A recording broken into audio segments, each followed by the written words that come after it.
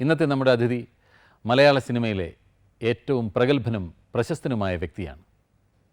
ചിത്രകാരനാണ്, കലാസംവിധായകനാണ്, ഛായാഗ്രാഹകനാണ്, സർവോപരി പ്രഗത്ഭനായ സംവിധായകനുമാണ്. ട്രെൻഡുകൾ ഉണ്ടാക്കുന്നതിൽ എന്നും അദ്വിതീയൻ. അതെ, the real hit maker Shri I V Sasi. ഞാൻ അദ്ദേഹത്തെ ബഹുമാന പുരസ്സരം സമാഗമത്തിൻ്റെ ഈ വേദിയിലേക്ക് ആനയിക്കട്ടെ.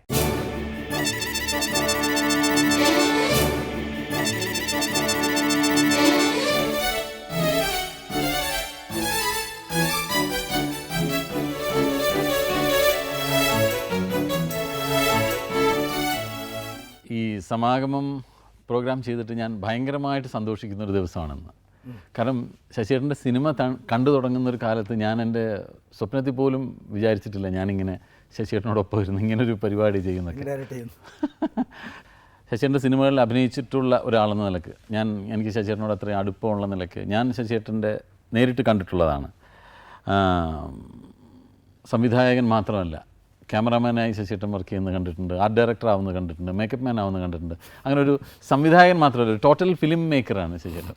അങ്ങനെ സിനിമയോട് അത്രയധികം പാഷനുള്ള വളരെ കുറച്ച് പേരിൽ ഒരാളായിട്ട് എനിക്ക് ശശിയേട്ടൻ നേരത്തെ തോന്നിയിട്ടുണ്ട്. എന്നാണ് ശശിയേട്ടൻ ഈ സിനിമയോട് ഈ പാഷൻ തുടങ്ങിയത്? എന്നാണ് മനസ്സിലേക്ക് സിനിമ കടന്നു വന്നത്? എന്നാണ് ശരിക്കും ഒരു ഓർമ്മയില്ല. ഓർമ്മ വയ്ക്കുമ്പോഴേ സിനിമ മനസ്സിലുണ്ടായിരുന്നു. സിനിമയിൽ എന്തെങ്കിലും ആവണമെന്നുണ്ടായിരുന്നു. ആർട്ട് ഡയറക്ടർ ആവണമെന്ന് ഉദ്ദേശിച്ച് വന്നത്. അതിനുവേണ്ടി ഞാൻ പഠിച്ചു. 2 ഡിപ്ലോമ ഹോൾഡറാണ്. അങ്ങനെയാണ് മദ്രാസിലേക്ക് പോയത്. ആ ഡയറക്ഷൻ തന്നെ ചെയ്തുകൊണ്ടിരുന്നതാണ്. പിന്നെ കുറേ കഴിഞ്ഞപ്പോൾ ആ ഡയറക്ഷൻ ഒരു ക്യാമറമാൻ ആവശ്യിച്ചു. ബിബിൻദാസോടെ കുറേ ക്യാമറാസിൻ്റെ വർക്ക് ചെയ്തു. പിന്നെ ബിബിൻദാസ് ഡയറക്റ്റ് ചെയ്ത പടത്തിൽ ഞാനാണ് ക്യാമറമാൻ. ശരി. പിന്നെ അതേ ബിബിൻദാസ് എൻ്റെ ക്യാമറമാനായി. അതെ. എന്നും വ്യത്യാസമുള്ള സിനിമകളാണ് ശശിയേട്ടനിൽ നിന്ന് ഞങ്ങൾ കണ്ടിട്ടുള്ളത്. തുടക്കകാലം മുതൽ കണ്ടിട്ടുള്ള സിനിമകളൊക്കെ കളിപ്പാവയും കാറ്റ് വിതച്ചവനും ഒക്കെ നമ്മൾ കാണുമ്പോൾ വ്യത്യസ്തനായ ഒരു ഫിലിം മേക്കർ എന്ന് തോന്നിയിട്ടുണ്ട്. കളിപ്പാവും കാറ്റ് വിതച്ചവനും എൻ്റെ സിനിമയല്ല, ശശിയുടെ പേരിലല്ലാന്നേ ഉള്ളൂ. അതിൻ്റെ പുറകിൽ ഐ വി ശശി എന്ന് പറയുന്ന വ്യക്തിയായിരുന്നു എന്ന് സിനിമയിലുള്ള ഒരാളായതുകൊണ്ട് എനിക്കറിയാം. ഒരുപാട് പ്രേക്ഷകർക്കൊക്കെ കുറേ അറിയാൻ പാടുണ്ടാവും. അപ്പോൾ അന്നൊക്കെ ഈ എന്നും എന്താ പറയുക, പ്രതിനായകനെ കൊണ്ടുവന്നിട്ട് അല്ലെങ്കിൽ ഒരു നെഗറ്റീവ് മനുഷ്യൻ സമൂഹത്തിൽ വെറുക്കുന്ന ചില ക്യാരക്ടേഴ്സിനെ നായകനാക്കി അത്തരം കഥകൾ കണ്ടെത്തുന്നതിലും, അല്ലെങ്കിൽ പിന്നെ സ്വതന്ത്ര സംവിധായകനായി ആദ്യം വന്ന ഉത്സവം പോലും അങ്ങനത്തെ സിനിമകളായിരുന്നു. ബേസിക്കലി ഞാൻ ആർട്ട് ഡയറക്ടറായിരുന്നു, ആർട്ടിസ്റ്റാണ്. ആർട്ടിസ്റ്റാകുമ്പോൾ കുറച്ചുകൂടി മാക്സിമം നാച്ചുറലിലേക്ക് വരാനും റിയാലിറ്റിയിലേക്ക് പോകാൻ തോന്നിക്കും. ഒരു പടം പോലെ അടുത്ത പടം വരുന്ന ഒരു ആഗ്രഹമുണ്ട് എനിക്ക്. അതുകൊണ്ട് ഇങ്ങനെ കുറേ വെറൈറ്റി ചെയ്യാൻ സാധിച്ചത്. ഈ ഉത്സവം എന്ന് പറയുന്ന സിനിമയുടെ സബ്ജക്റ്റ് എങ്ങനെയാണ് ശശിയുടെ മനസ്സിലേക്ക് വന്നത്, അല്ലെങ്കിൽ ആ സബ്ജക്റ്റ് എങ്ങനെ ശശിയുടെ കണ്ടെത്തിയതാണ്? അത് ഞാൻ കണ്ടെത്തിയല്ല, ഷെരീഫാണ്. ഷെരീഫ് എഴുതിയൊരു വെള്ളം സർവത്ര എന്നൊരു ചെറിയ ഒരു ഷോർട്ട് സ്റ്റോറി അല്ല, ഒരു നോവലായിട്ട് വാങ്ങിച്ചുള്ള സാധനം. അത് ഡെവലപ്പ് ചെയ്തിട്ട് ഞങ്ങൾ തന്നെ സ്ക്രീൻ പ്ലേ ഉണ്ടാക്കിയിട്ട് എടുത്ത സബ്ജക്റ്റാണത്. സാഹിത്യമായിട്ട് എങ്ങനെയാണ് ശശിയേട്ടൻ്റെ ഒരു ബന്ധം? ഒരുപാട് സാഹിത്യകാരന്മാരായിട്ട് കുറേ ബന്ധമുണ്ടായിരുന്നു. കോഴിക്കോടും ഒക്കെ ആയിട്ട് ബന്ധപ്പെട്ട് വൈക്കം മുഹമ്മദ് ബഷീറിൻ്റെ കഥകളിലൊക്കെ നോക്കുമ്പോൾ കാണാൻ ഐ വി ശശി വന്നിരുന്നു. അങ്ങനെയൊക്കെ ഒരു അടുപ്പം സാഹിത്യകാരന്മാർ. മദ്രാസ് പോകുന്നതിന് മുമ്പേ ഞാൻ കുറേ പടങ്ങളൊക്കെ വരയ്ക്കുമ്പോൾ ഒക്കെ പുള്ളി കാണിക്കാറുണ്ട്. പറയും, അങ്ങേരും പറയാറുണ്ട്, നീ ഇവിടെ നിൽക്കേണ്ട, സിനിമയൊക്കെ പോയിക്കോ പറയാറുണ്ട്. അതൊരു ഇൻസ്പിറേഷൻ ആയിരുന്നു. തുടക്കകാലത്തെ സിനിമകളിൽ ഞാനിങ്ങനെ ശ്രദ്ധിച്ചിട്ടാണ് ഉമ്മുക്കയായിട്ടൊരു ആത്മബന്ധമുണ്ടായിരുന്നു കെ പി ഉമ്മറുമായിട്ട്. അന്നത്തെ നായക സങ്കല്പത്തിലുള്ള ആളായിരുന്നില്ല ഉമ്മുക്ക. ശരിക്കും വില്ലൻ റോളിൽ മാത്രം ചെയ്തിരുന്ന ഉമ്മുക്ക എപ്പോഴും ഒരു മുൻനിരയിലേക്ക് കൊണ്ടുവന്നിട്ട് ശശിൻ്റെ സിനിമകളിൽ എന്നും നായക പ്രാധാന്യമുള്ള കഥാപാത്രങ്ങൾ ചെയ്തിരുന്നത് എപ്പോഴും കെ പി ഉമ്മറായിരുന്നു. ഉത്സവത്തിലെ നായകൻ ഉമ്മറായിരുന്നു. ഞാൻ നേരത്തെ പറഞ്ഞ പോലെ കാറ്റ് വിതച്ചവനിലും ഒക്കെ വളരെ ഡിഫറെൻറ്റ് ക്യാരക്ടർ. കവിതയിലും 3 വയലിൽ തന്നെയായിരുന്നു. അതെ. എന്താണ് കെ പി ഉമ്മറുമായിട്ടുള്ള ഒരു ആത്മബന്ധത്തിൻ്റെ കാരണം? അങ്ങനെ ചിലരെ കൂടുതൽ ഇഷ്ടപ്പെടില്ലേ. ഇപ്പോൾ സിദ്ദിഖ് തന്നെ നമ്മൾ എത്ര വർക്ക് ചെയ്യുമ്പോൾ ചിലവരുടെ നമുക്ക് പ്രത്യേക താല്പര്യം തോന്നും. അത് എന്താണെന്നുള്ളത് പറയാൻ പ്രയാസമാണ്. എന്തോ ഒരടുപ്പം തോന്നും. ചിലരെ കാണുമ്പം ഒരു കാര്യമില്ലാണ്ട് എനിക്ക് ദേഷ്യം വരും ചെയ്യും. ഒരു കാര്യം ഉണ്ടാവില്ല, ഒന്നും ചെയ്തിട്ടുണ്ടാവില്ല. എനിക്ക് കാണുമ്പോൾ എന്തോ ഭയങ്കര ദേഷ്യം വരും. ഒരു ചോട്ട് കൊടുക്കണം. ആർട്ട് ഡയറക്ടർ ആവാനാണ് സിനിമയിൽ വന്നതെന്ന് പറഞ്ഞല്ലോ ചേച്ചേട്ടൻ. ശരിക്കും ഒരു തുടക്കം എങ്ങനെയായിരുന്നു? സിനിമയിലേക്കുള്ള ഒരു എൻട്രി എങ്ങനെയായിരുന്നു? ആരുടെ കൂടെയായിരുന്നു? ആരുടെ കൂടെ പോകണമെന്നൊരു പിടിയില്ല. പിന്നെ അന്വേഷിച്ചപ്പോൾ എൻ്റെ ഒരു ബന്ധമുള്ള ഒരാളായിരുന്നു, എൻ്റെ വളരെ അടുപ്പുള്ള ഒരാൾ സജസ്റ്റ് ചെയ്ത്. എസ് കൊന്നനായിട്ട് നാടേട്ട് അന്ന് ഏറ്റവും ഫേമസ് ആയിട്ടുള്ള ആർട്ട് ഡയറക്ടർ. അപ്പം അങ്ങയുടെ തറവാട് കോഴിക്കോടാണ്. ഞാൻ അവിടെ പോയി സംസാരിച്ചു, വരാൻ പറഞ്ഞു. പിന്നെ അങ്ങനെ കൂടെയായിരുന്നു ഒരു 1.5 വർഷത്തോളം. കലാസംവിധാനമായിട്ട് തന്നെ. കലാസംവിധാനം, കലാ അസിസ്റ്റൻറ്റ്. അന്ന് ഈ കലാ അസിസ്റ്റൻ്റ് തന്നെ ഇപ്പോഴാണ് ആർട്ട് ഡയറക്ഷനൊക്കെ ഒരു വാല്യൂ കൂടി തുടങ്ങി. അന്ന് എന്താണെന്ന് വെച്ചാൽ സാധാരണ സെറ്റ് ഇട്ട് കഴിഞ്ഞാൽ ആർട്ട് ഡയറക്ടർ അസിസ്റ്റൻ്റ് ജോലി എന്ന് വെച്ചാൽ ഈ സാധനം എടുത്ത് മാറ്റുക, ഫർണിച്ചർ എടുത്ത് മാറ്റി വയ്ക്കുക, ഇതല്ലാണ്ട് വേറൊരു ജോലിയൊന്നുമില്ല. കലയൊന്നും വേണമെന്നില്ല. കലയൊന്നും വേണമെന്നില്ല, സാധനം പിടിച്ച് മാറ്റി ഒരു പ്രൊഡക്ഷൻ പോയിന്റ് ജോലിയാണ് ആ ടച്ചിൻ്റെ ജോലിയും. ശരി. അന്നൊക്കെ ശശിധരൻ നന്നായിട്ട് വരയ്ക്കുമായിരുന്നു അല്ലേ? കുങ്കുമത്തിൻ്റെ ഒക്കെ കവർ പേജിലൊക്കെ അന്ന് ശശിധരൻ വരച്ച് വന്ന്. പിന്നെ മനോരമ വന്നിട്ടുണ്ട്, മാതൃഭൂമി വന്നിട്ടുണ്ട്, ചന്ദ്രയിൽ റെഗുലറായിട്ട് രജിസ്ട്രേറ്റർ ആയിരുന്നു ഞാൻ. അത് സിനിമയിൽ വരുന്നതിന് മുമ്പ്. അപ്പോൾ ഈ കലാസംവിധാനമായിട്ട് പിന്നെ ഈ കുന്നനാട് സാറിൻ്റെ കൂടെ മാത്രമാണോ വർക്ക് ചെയ്തത്? അത്രേ ഉള്ളൂ, വേറെ വർക്ക് ചെയ്തില്ല. പിന്നെ ഹരിഹരൻ വന്നപ്പം, ഹരിഹരൻ എൻ്റെ ഫ്രണ്ടാണ് ഡയറക്ടർ. പുള്ളി ഒരു പടം ഡയറക്റ്റ് ചെയ്യാൻ വരുമ്പോൾ എന്നെ വിളിച്ചു, നീ ആ ഡയറക്റ്റ് ചെയ്യാമെന്ന് ചോദിച്ചു. അങ്ങനെയാണ് എൻ്റെ ഫസ്റ്റ് ആർട്ട് ഡയറക്ഷൻ പറഞ്ഞത്, കളിയല്ല കല്യാണം എന്നുള്ള പടം. അപ്പോൾ ആക്ച്വലി ഹരിഹരനാണ് എന്നെ ആർട്ട് ഡയറക്ടർ ആക്കിയത്. പിന്നൊരു വിധത്തിൽ ഡയറക്ടർ ആവാനും കാരണം ഹരിഹരനാണ്. 2-3 പടം ഒന്നിച്ച് വന്നപ്പോഴത്തേക്കും അങ്ങേർക്ക് AB രാജ് ഡയറക്റ്റ് ചെയ്ത പടത്തിന് ഫസ്റ്റ് പിക്ചർ കളിയല്ല കല്യാണം, അതിൻ്റെ മുമ്പുള്ള പടം കളിപ്പാവ എന്നുള്ള പടം ഉണ്ടല്ലോ, അതിൽ കൂടെ ഞാൻ ഇങ്ങനെ കൂടെ നിന്നെങ്കിലും. പക്ഷേ അപ്പോൾ AB രാജൻ്റെ കൂടെ നിൽക്കുന്നത് ഹരിഹരനാണ്. ഹരിഹരന് കൃഷ്ണയുടെ കൂടെ മങ്കമ്മിൽ ഏതോ ഒരു പടത്തിൻ്റെ സുജാതി ഏതോ ഒരു പടം മങ്കമ്മ ഷൂട്ടിംഗ് ഉണ്ടായിരുന്നു. അവിടെ പോയപ്പോൾ എന്നോട് പറഞ്ഞേടോ ഞാൻ പോവാണ്, ഈ കണ്ണൂർ ഡിലസ് എന്നുള്ള പടം, ആ പടത്തിന് നീ നിൽക്കണം പറഞ്ഞു. ഞാൻ ചോദിച്ചു പറ്റില്ല, ആ ഡയറക്ടർ ചെയ്യുന്നാൽ അല്ല, നീ സെറ്റ് ഇടുന്ന ജോലിയൊന്നും അല്ലല്ലോ, കൂടെ ഒന്ന് ചോദിച്ചപ്പോൾ സഹായിച്ചാമെന്ന് പറഞ്ഞു. അങ്ങനെ AB രാജിനെ സഹായിക്കാൻ കൂടി എന്നാണ് ഞാൻ വന്നത്. അപ്പോൾ അത് പറയാൻ കാരണം അസിണ്ടാകാനുള്ള കാരണം ആ ഡയറക്ടറാകും ഹരിഹരനാണ്, അസിണ്ടാക്കിയതും ഹരിഹരൻ സാർ തന്നെ. പക്ഷേ ആ പടത്തോടെ ഞാൻ നിർത്താൻ വിചാരിച്ചാണ്.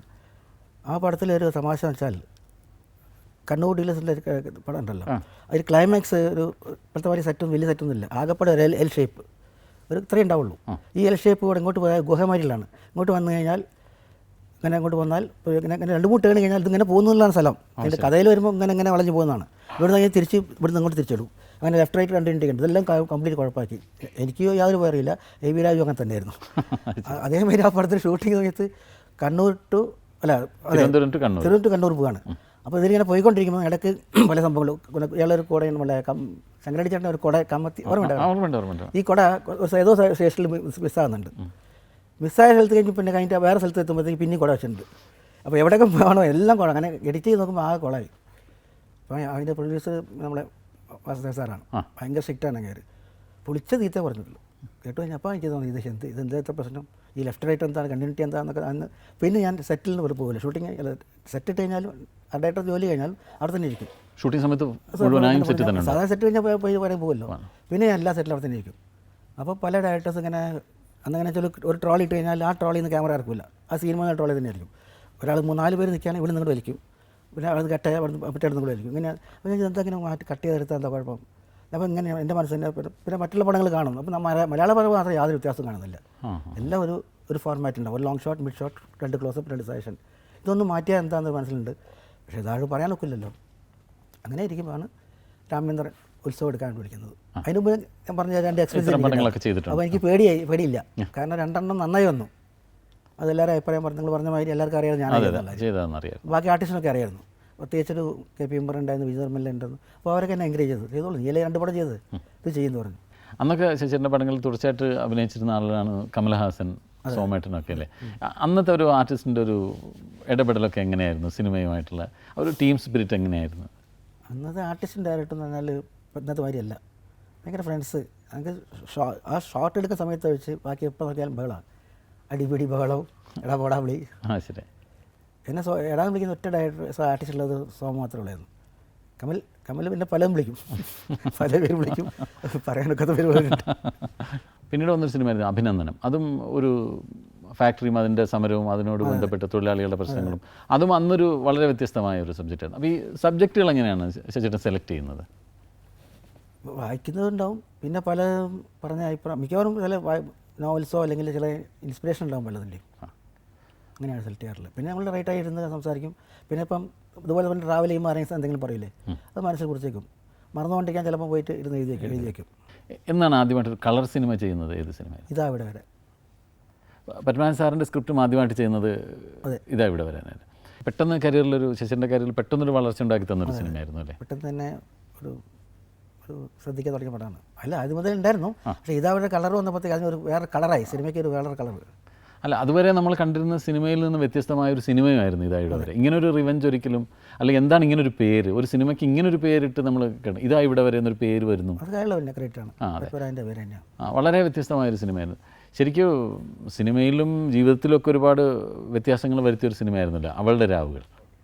എങ്ങനെയായിരുന്നു ആ സിനിമയുടെ തുടക്കം? എങ്ങനെയായിരുന്നു? അതും അതുപോലെ തന്നെ ഷെരീഫിൻ്റെ ചെറിയ നോവലായിരുന്നു. പക്ഷേ അത് സിനിമയാക്കിയാൽ ശരിയാവില്ല എന്ന് ഡിസ്ട്രിബ്യൂട്ടർ പാവണിയാണ് അതിൻ്റെ. രാമേന്ദ്രൻ പറഞ്ഞപ്പം ഞങ്ങൾ ബാനർ രജിസ്റ്ററായി. മുരളി മൂവീസ് എന്നുള്ള ഞാൻ, ഷെരീഫ്, ഐ വി ശശി എന്നുള്ള ഒരു ബാനർ രജിസ്റ്ററായി കഴിഞ്ഞു. ഞങ്ങൾ എന്തെടുത്താലും ഞങ്ങൾക്കൊരു ഒരു പേര് വന്നു.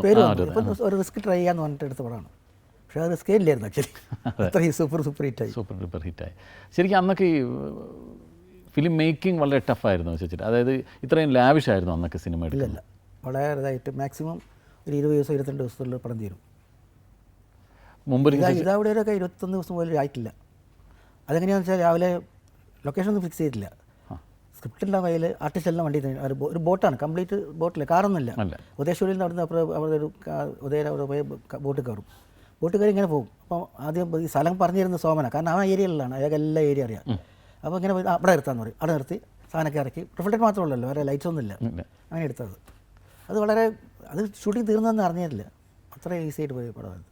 ശശിയുടെ മുമ്പ് ഒരിക്കൽ പറഞ്ഞ എനിക്ക് ഓർമ്മയുണ്ട്, അവളുടെ രാവുകളൊക്കെ നടക്കുമ്പോഴാണ് ഈ ഫിലിം ഫുൾ മാഗസിനില്ലാന്ന് വളരെ കുറച്ചും കിട്ടും എന്നുള്ളത് അറിഞ്ഞു തുടങ്ങുന്നത്. കുറച്ച് ഫിലിമൊക്കെ മേടിച്ച് കൊണ്ടുവന്നിട്ടൊക്കെ വല്ലാതെ ബുദ്ധിമുട്ടെടുത്ത പടമായിരുന്നല്ലോ.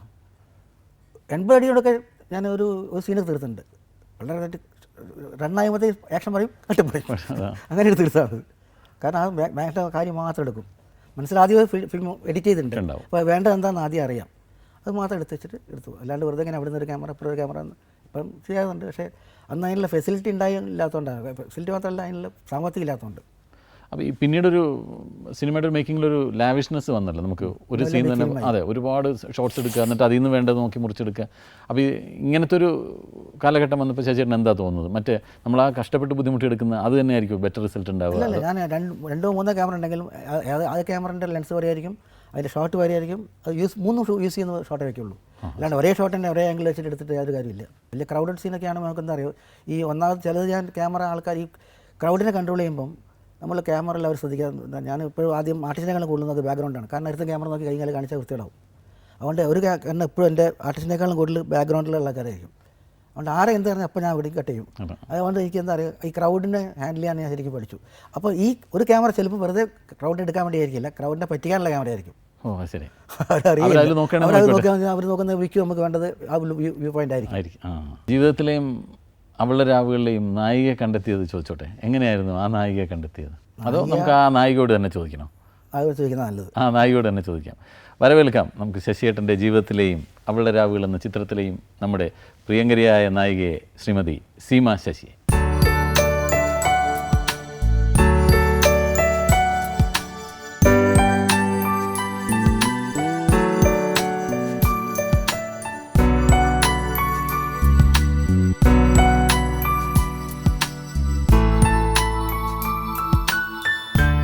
ചേച്ചിയോട് പല കാര്യങ്ങളും ചോദിച്ചിട്ട് ഒന്നും അങ്ങ് വിട്ട് പറയുന്നില്ല. ചേച്ചിയും കൂടെ വന്നാലാണ് ഒരുപാട് കാര്യങ്ങൾ അറിയാൻ പറ്റുള്ളൂ. ശശിയേട്ടൻ ചോദിക്കണം, അത് മാത്രം അങ്ങ് പറഞ്ഞങ്ങ് നിർത്തും. അല്ല, എനിക്ക് തന്നെ അത്ഭുതം. ആദ്യമായിട്ടാണ് ശശിയേട്ടൻ ഇങ്ങനെ ഒരു പ്രോഗ്രാമിൽ ഇരുന്ന് ഇത്രയെങ്കിലും സംസാരിച്ചത്. അതിന് മഴ ഉണ്ടോയെന്ന് നോക്കണം വെളിയിൽ. ക്യാമറയ്ക്ക് മുന്നിൽ വരുന്നതല്ലേ? അതെ, പിന്നിൽ നിൽക്കുന്ന ശശിയേട്ടൻ. ശരിയാണ്, ഞാനിപ്പോൾ അത് പറയായിരുന്നു.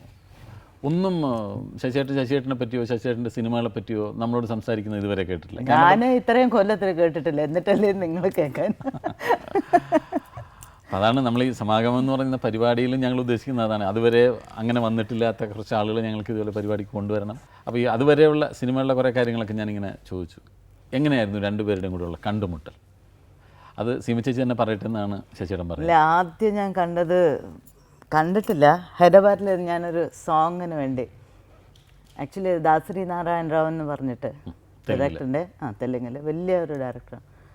പുള്ളിയുടെ പടത്തിലെ സെക്കൻഡ് ഹീറോയിൻ, അതിലാണ് ശ്രീദേവി ഹീറോയിൻ ആയത്. അപ്പം ഞാനും നാഗേഷും ഒരു ഡാൻസ് സീനായിരുന്നു അത്. അപ്പം അതിൽ ശാരദി സ്റ്റുഡിയോ ഹൈദരാബാദ്, അതിൽ പോയപ്പോൾ ഞാനൊരു ഗ്യാപ്പിൽ ഇങ്ങനെ ഇരുന്നപ്പം ശാരദി സ്റ്റുഡിയോൻ്റെ GM வந்து ചോദിച്ചു, சாந்தி உங்களுக்கு வந்து IV ശശി ഡയറക്ടർ வந்து கேட்குறாரு, ആക്ട് பண்ண முடியுமா? അപ്പം ഞാൻ ചോദിച്ചു IV ശശി ആരെന്ന് ചോദിച്ചു. അപ്പോൾ അയാൾ അതുപോലെ പോയി പറഞ്ഞു കൊടുത്തു. പുള്ളിക്കാരൻ വന്നത് ശ്രീദേവിനെ കാണാൻ. അപ്പം പുള്ളിയുടെ അടുത്ത് പറഞ്ഞപ്പോൾ IV ശശിനെ தெரியாத ആർട്ടിസ്റ്റ് എനിക്ക് വേണ്ടാന്ന് പറഞ്ഞ് പുള്ളി പോയി. അതാണ് ആദ്യം ഞാൻ IV ശശി എന്ന് പറഞ്ഞ് കേൾക്കുന്നത്. പിന്നീട് ഇതാ ഇവിടം വരെ അല്ലേ, ഇതാ ഇവിടെ വരെ ഒരു പടമുണ്ടായിരുന്നു. അപ്പം ഞാൻ സെറ്റിൽ കയറിയപ്പം ഒരാൾ ക്യാമറേൻ്റെ പുറത്തിരിക്കുന്നു, ആള് ക്രെയിനിൻ്റെ പുറത്ത് ക്രെയിൻ്റെ പുറത്ത് മുകളിലിരിക്കും. അയാളുണ്ട്, இந்த பொண்ணு அங்கே போக சொல்லு, அதை இப்படி வர சொல்லு, அதை இப்படி வர சொல்லு, இது போட்டோன்னு. ഞാൻ മാധുരിയാക്കേൻ്റെ അടുത്ത് ചോദിച്ചു, யாருக்கு அந்த குரங்கு மாதிரி உட்காந்து കത്തുതെന്ന്. അയ്യോ എന്താ തന്നെ ഡയറക്ടർ അമ്മ ആ സൈഡ് ഞാൻ തിരിഞ്ഞു നോക്കില്ല. അങ്ങനെയാണ് ഐ വി ശശി ആരാന്നുള്ളത് അറിയുന്നത്. എന്നിട്ട് പിന്നീട് ഒരു ഇത് ഹൃദയം നീ സാക്ഷി അല്ലേ, ആ ഒരു പടത്തിന് ചോപ്ര മാസിൻ്റെ കൂടി കമ്പോസറായിട്ട് പോയിരുന്നു. അപ്പം പോയപ്പം ശശിയേട്ടനാണ് ഡയറക്ടർ. അന്ന് എൻ്റെ ഫോൺ നമ്പറൊക്കെ വാങ്ങിച്ചു. പിറ്റേ ദിവസം സോങ് ഇവർക്ക് എന്തോ വേറെ ക്ലാഷിന് വേണ്ടിയിട്ട്, ഈ സോങ് തന്നെ ചോപ്ര മാസ്റ്റർ വന്നത് രഘുരാമൻ്റെ ക്ലാഷിലാണ് വന്നിരിക്കുന്നത്. അപ്പം പിറ്റേ ദിവസം ചോപ്ര മാസ്റ്ററിനെ വിളിക്കാതെ എൻ്റെ അടുത്ത് വിളിച്ച് പറഞ്ഞു, ഒരു ബിറ്റ് ഉണ്ട്, അതൊന്ന് കമ്പോസ് ചെയ്ത് തരാൻ പറ്റുമോ. അപ്പം അസോസിയേഷൻ എങ്ങനെയാണെന്ന് വെച്ചാൽ ഡാൻസസ് വന്നിട്ട് ഒരു മാസ്റ്ററായിട്ട് പോയാലോ അല്ലെങ്കിൽ അതിന് എന്തെങ്കിലും ഹെൽപ്പ് ചെയ്യാൻ പോയാലും ഞങ്ങൾ സസ്പെൻഡ് ചെയ്യും. അങ്ങനെ ഒരു ഓർഡർ ഉണ്ട്. അപ്പം ഞാൻ പറഞ്ഞു, എന്താ സാർ ചോദിക്കുന്നതെന്ന് ചോദിച്ചു. അല്ല, ഒരു സോങ് ഉണ്ട് കമ്പോസ് ചെയ്ത് ഒരു മാസ്റ്ററായിട്ട് ഒരു 2 hours എടുക്കും. ഞാൻ പറഞ്ഞു, സാർ ഞങ്ങളെ സസ്പെൻഡ് ചെയ്താൽ നിങ്ങൾ ഞങ്ങളെ വിട്ട് 3 മാസത്തിന് ചാപ്പാട് തരുമോ എന്ന് ചോദിച്ചു. അപ്പോൾ അതൊക്കെ ഞാൻ നോക്കിക്കോളാം, രഘുരാമൻ്റെ അടുത്ത് ഞാൻ പെർമിഷൻ വാങ്ങിച്ചു. ഞാൻ പറഞ്ഞു, അങ്ങനെ വരില്ല, തെറ്റാണ്, അത് ചെയ്യാൻ പാടില്ല. അല്ലല്ല, ഒന്ന് 2 hours ഞാൻ പെർമിഷൻ വാങ്ങിക്കാം, അങ്ങനെ എന്തെങ്കിലും പ്രോബ്ലം ഉണ്ടെങ്കിൽ ഞാൻ ഫേസ് ചെയ്തോളാം, ദയവേത് അതൊന്നും ചെയ്ത്. അപ്പോൾ അങ്ങനെ നസീർ സാറും ശാരദമ്മയും നൈറ്റ് സോങ് അത് പുള്ളി തന്നെ എടുത്തുകൊണ്ടിരിക്കുകയാണ്. ഞങ്ങൾ വായി നോക്കിയിരിക്കുന്നു, ഇതെന്തിനാ നമ്മൾ വിളിച്ചെന്ന് ഒരു പിടിയില്ല. വെറുതെ കാണാൻ വേണ്ടി വിളിച്ചാണല്ലേ എന്തിനാ. അപ്പം ഞാനൊരു പടം ഹീറോയിനി ആയിരുന്നു, നിഴലേ നീ സാക്ഷി എന്ന് പറഞ്ഞ പടം. ബേബി ഏട്ടനാണ് എന്നെ സീമ എന്ന് ആക്കിയിട്ട് ആ ഒരു പടം ചെയ്തുകൊണ്ടിരിക്കുകയായിരുന്നു. അപ്പം പുള്ളി വിളിച്ചപ്പോൾ ഞാൻ പറഞ്ഞു, ഞാൻ ഹീറോയിനായിട്ട് അഭിനയിക്കുകയാണ്, അങ്ങനെ വരാൻ ഒക്കില്ല. അല്ലല്ല, ഞാനും അങ്ങനത്തെ സോങ് എടുത്തിട്ടില്ല, ചെയ്താൽ കൊള്ളാമെന്നുണ്ട്. ശരി എന്ന് പറഞ്ഞ് ആ സോങ് ചെയ്തിട്ട് ആ സോങ് കണ്ടിട്ടാണ് എന്നെ അവളുടെ രാവുകൾ ഫിക്സ് ചെയ്യുന്നത്. അപ്പം ഫിക്സ് ചെയ്തപ്പം അവളുടെ രാവുകൾ മേക്കപ്പ് അതല്ല കാരണം, അവളുടെ രാവുകൾക്ക് പലരും അപ്രോച്ച് ചെയ്തു. ജയഭാരതി, പിന്നെ ശ്രീദേവി, എല്ലാവരും ഒരു പ്രോസിക്യൂട്ട് ക്യാരക്ടറായിട്ട് ആരും ചെയ്യില്ല എന്ന് പറഞ്ഞു. അന്നൊരു അങ്ങനെ ഒരു ക്യാരക്ടർ ആരും ചെയ്യില്ല. അപ്പോഴാണ് ഞാൻ ആലോചിച്ചപ്പോൾ രാമേന്ദ്രനോട് പറഞ്ഞു, ഇങ്ങനെ ഒരാളുണ്ട്, വിളിച്ചു നോക്കാൻ പറഞ്ഞിട്ട് ടെസ്റ്റ് എടുത്തു. അപ്പം രാമേന്ദ്രേട്ടൻ ആ പടം ആദ്യത്തെ മേക്കപ്പ് ടെസ്റ്റ് എടുത്തു. മഹാവൃത്തിട്ട സ്റ്റിൽസ് ആയിരുന്നു, അതിൽ എവിടെയോ ഒരു സ്റ്റില് നന്നായിരുന്നു. അപ്പം അത് ഇല്ല നീ തലേന്നൊക്കെ അടുത്താണ്, വീടൊക്കെ അടുത്താണ്, എല്ലാവരും വീട് അടുത്താണ്, ദേവസേനൻ്റെ വീട് അടുത്താണ്. അവളുടെ രാഹുൽ അഭിനയില്ല, എല്ലാവരും നടന്നാ വരുന്നത്. ഷൂട്ടിംഗ് വീട് ഒറ്റ സ്ഥലത്ത് തന്നെ, ഒരു ചെറിയ വീടുണ്ട്, അതിൽ ഹീറോയുടെ വീട്, പോലീസ് സ്റ്റേഷന്. ആദ്യത്തെ ദിവസം മേക്കപ്പ് ഇട്ട് ഷോട്ട് എടുത്തു. വെച്ചാൽ ഇതാര്, എൻ്റെ അമ്മയാണോ അച്ഛനാണെന്ന് രവിയണ്ണൻ പറയുന്നു. രവിയണ്ണൻ വന്നിട്ടില്ല, 3 മണിക്ക് രവികുമാർ വരുന്നു, ഫ്ലൈറ്റിൽ എറണാകുളത്ത് നിന്ന് വരികയാണ്. അപ്പോൾ അതുവരെ എൻ്റെ ഷോർട്സ് എടുക്കാമെന്ന് പറഞ്ഞാൽ സീൻസ് എടുക്കുകയാണ്. അപ്പം ആ സീൻ എടുത്തുകൊണ്ടിരിക്കുമ്പം ശശിരൻ പറഞ്ഞു, അതെ വൈകുന്നേരം റഷ് കണ്ടിട്ട് തീരുമാനിക്കും നീ വേണോ വേണ്ടേന്ന്. അപ്പം ഞാൻ വിചാരിച്ചു പണ്ടാറടക്കാൻ എന്നെ ഡാൻസിന്ന് പിടിച്ചോണ്ട് വന്നിട്ട് ഇതുമില്ല അതുമില്ലാതെ ഞാൻ കമാന്നും പറയും ഒരു അക്ഷരം വേണ്ടിയിട്ടില്ല ആരടുത്തും. ഞാൻ ഹീറോയിനായിട്ട് അഭിനയിക്കാമെന്ന് ഒരു കുഞ്ഞിന് പോലും അറിയില്ല. വെച്ചാൽ എനിക്ക് ഈ ഹീറോയിൻ്റെ വേഷം അല്ലെങ്കിൽ ഡാൻസും പോകില്ലേ. അപ്പം ഞാനിങ്ങനെ വൈകുന്നേരം ആയപ്പം ഈ മനുഷ്യനെ വിശ്വസിച്ച് ഇതിൽ കാല് വെച്ചു, ഇപ്പോൾ അഭിനയിക്കുമല്ലോ എന്ന് പറഞ്ഞ് ഞാൻ പേടിച്ച്, കുട്ടികൾ ഉറങ്ങില്ല, അതുപോലെ അങ്ങ് കിടന്ന് ഉറങ്ങി ഞാൻ. 5 മണി 5:30 ആയപ്പം വന്നു, ബഹളം കേൾക്കുന്നു. റെഡി റെഡി റെഡി, ഷോട്ട് ഇവിടെ വയ്ക്കുക അവിടെ വയ്ക്കുന്ന ശേഷൻ്റെ ഒച്ച കേൾക്കുന്നു. പറയുന്നില്ല, ഞാൻ ഉണ്ടോ ഇല്ല എന്നുള്ളതൊന്നും പറയുന്നില്ല. അപ്പോൾ എനിക്ക് ഭയങ്കര കൺഫ്യൂഷനായി. ഞാൻ എന്താ ഒന്നും പറയുന്നില്ലല്ലോ. അപ്പം ഞാൻ ചോദിച്ചു രവിയണ്ണൻ്റെ അടുത്ത്, അണ്ണാ നയ്യർക്കണ ഇല്ലയെന്ന് ചോദിച്ചു. ഇല്ലല്ലോ നീതാ ഹീറോ. ഞാൻ പറഞ്ഞു അങ്ങനെ തീരുമാനിച്ചിരുന്നു റഷ് കണ്ടതിന് ശേഷം, പക്ഷെ പറയാൻ മറന്നുപോയി. ഷൂട്ട് ചെയ്തതിന് ശേഷം പറഞ്ഞോളൂ അല്ലേ? അല്ല, പിന്നെ വിളിച്ചു. അപ്പോൾ വിളിച്ചപ്പോഴാണ് മനസ്സിലായത്. ദേവസ്വയ്ക്ക് അറിയായിരുന്നു, പക്ഷേ ദേവസ്വ പറഞ്ഞില്ല. ആരും പറഞ്ഞില്ല. 27 കൊല്ലത്തിന് ശേഷം എപ്പോഴാണ് പറയുന്നത് മറന്നു എന്നുള്ളത്. അപ്പോൾ ആദ്യം ഒരു സിനിമയിലേക്ക് ഒരു ലോഞ്ചിങ് അല്ലേ ശരിക്കും? അന്ന് പേര് കേട്ട ഡയറക്ടർ ഐ വി ശശി എന്ന് പറയുന്ന ഡയറക്ടറുടെ പടത്തിൽ ഒരു ഹീറോയിനായിട്ട് വരുന്നു. അപ്പോൾ അതിങ്ങനെ ഒരു വേശ്യയുടെ ഒരു ക്യാരക്ടറാണെന്നൊക്കെ അറിയില്ലല്ലോ. അങ്ങനെയൊന്നും അറിയില്ലല്ലോ എന്താ ക്യാരക്ടറൊക്കെ പിന്നെ കുറേ കഴിഞ്ഞിട്ടല്ലേ മനസ്സിലായത്. അങ്ങനെയൊന്നും ആലോചിച്ചിട്ടില്ല അല്ലേ? ഒന്നുമല്ല, കഥയും പറഞ്ഞു കൊടുത്തില്ല. അറിയില്ല, കഥ എന്താന്നേ അറിയില്ല. എന്നിട്ടല്ലേ പറയാൻ വന്ന ആ സമയം മാത്രം പറയും, dialogue പറയും. എന്താണെന്ന് അറിയില്ലല്ലോ. അന്ന് അപ്പോൾ ഒരു ആർട്ടിസ്റ്റ് എന്നുള്ള നിലയിൽ സിമി ചേച്ചിയിൽ എന്തെങ്കിലും പ്രത്യേകത തോന്നിയിരുന്നു? ഇപ്പം എനിക്കിത് കേട്ടിട്ട് അത്ഭുതം തോന്നുന്നു. കാരണം നമ്മളൊക്കെ ഒരു കഥയുടെ അല്ലെങ്കിൽ എന്തെങ്കിലും ഒന്നും അറിയാതെ എന്തെങ്കിലും ചെയ്യാൻ പറഞ്ഞാൽ ആകെ മിഴിച്ച് നിൽക്കും. ഇതൊന്നും മനസ്സിലാതെ പറയുന്നത് അതുപോലെ ചെയ്യുമ്പോൾ അല്ല, ആ സീൻ മിക്കവാറും അന്നത്തെ എല്ലാ എൻ്റെ പടങ്ങളും പലരും അറിയില്ലായിരുന്നു എന്താ ചെയ്യുന്നത്. സിനിമ മാത്രമല്ല, അവരോട് ഞാൻ കഥ പറയാറില്ല. ശരി. പിന്നെ അവർക്കൊരു കോൺഫിഡൻസ് ഉണ്ട് എന്തെങ്കിലും ഉണ്ടായിരിക്കും എന്നുള്ള കാര്യം. പ്രേമം ആർക്കാണ് ആദ്യം തുടങ്ങിയത്? അറിയില്ല. ആർക്കാ ചേട്ടാ പ്ലീസ്? എനിക്കായിരിക്കും. കാരണം അതുകൊണ്ടല്ലേ ഞാൻ ഇടയ്ക്കിടയ്ക്ക് വിളിക്കാനും കാണാനൊക്കെ. അത് ആദ്യം ഈ സോങ്ങിന് വിളിക്കുമ്പോഴേ ഉള്ളിലുണ്ടായിരുന്നു അല്ലേ?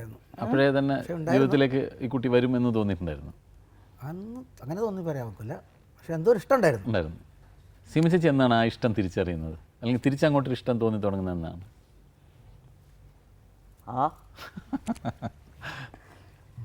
ആദ്യം വിവാഹാഭ്യർത്ഥന ശശിയേട്ടനാണോ നടത്തുന്നത്? ആയിരിക്കുമല്ലോ അല്ലേ? കല്യാണം കഴിക്കണമെന്ന് പറയുന്നത്. അല്ലല്ല, ശശിയേട്ടൻ പറഞ്ഞത് എന്താണെന്ന് വെച്ചാൽ നിന്നെ വലിയ ഹീറോയിനെ ആക്കാം, പക്ഷെ കെട്ടില്ല എന്ന്.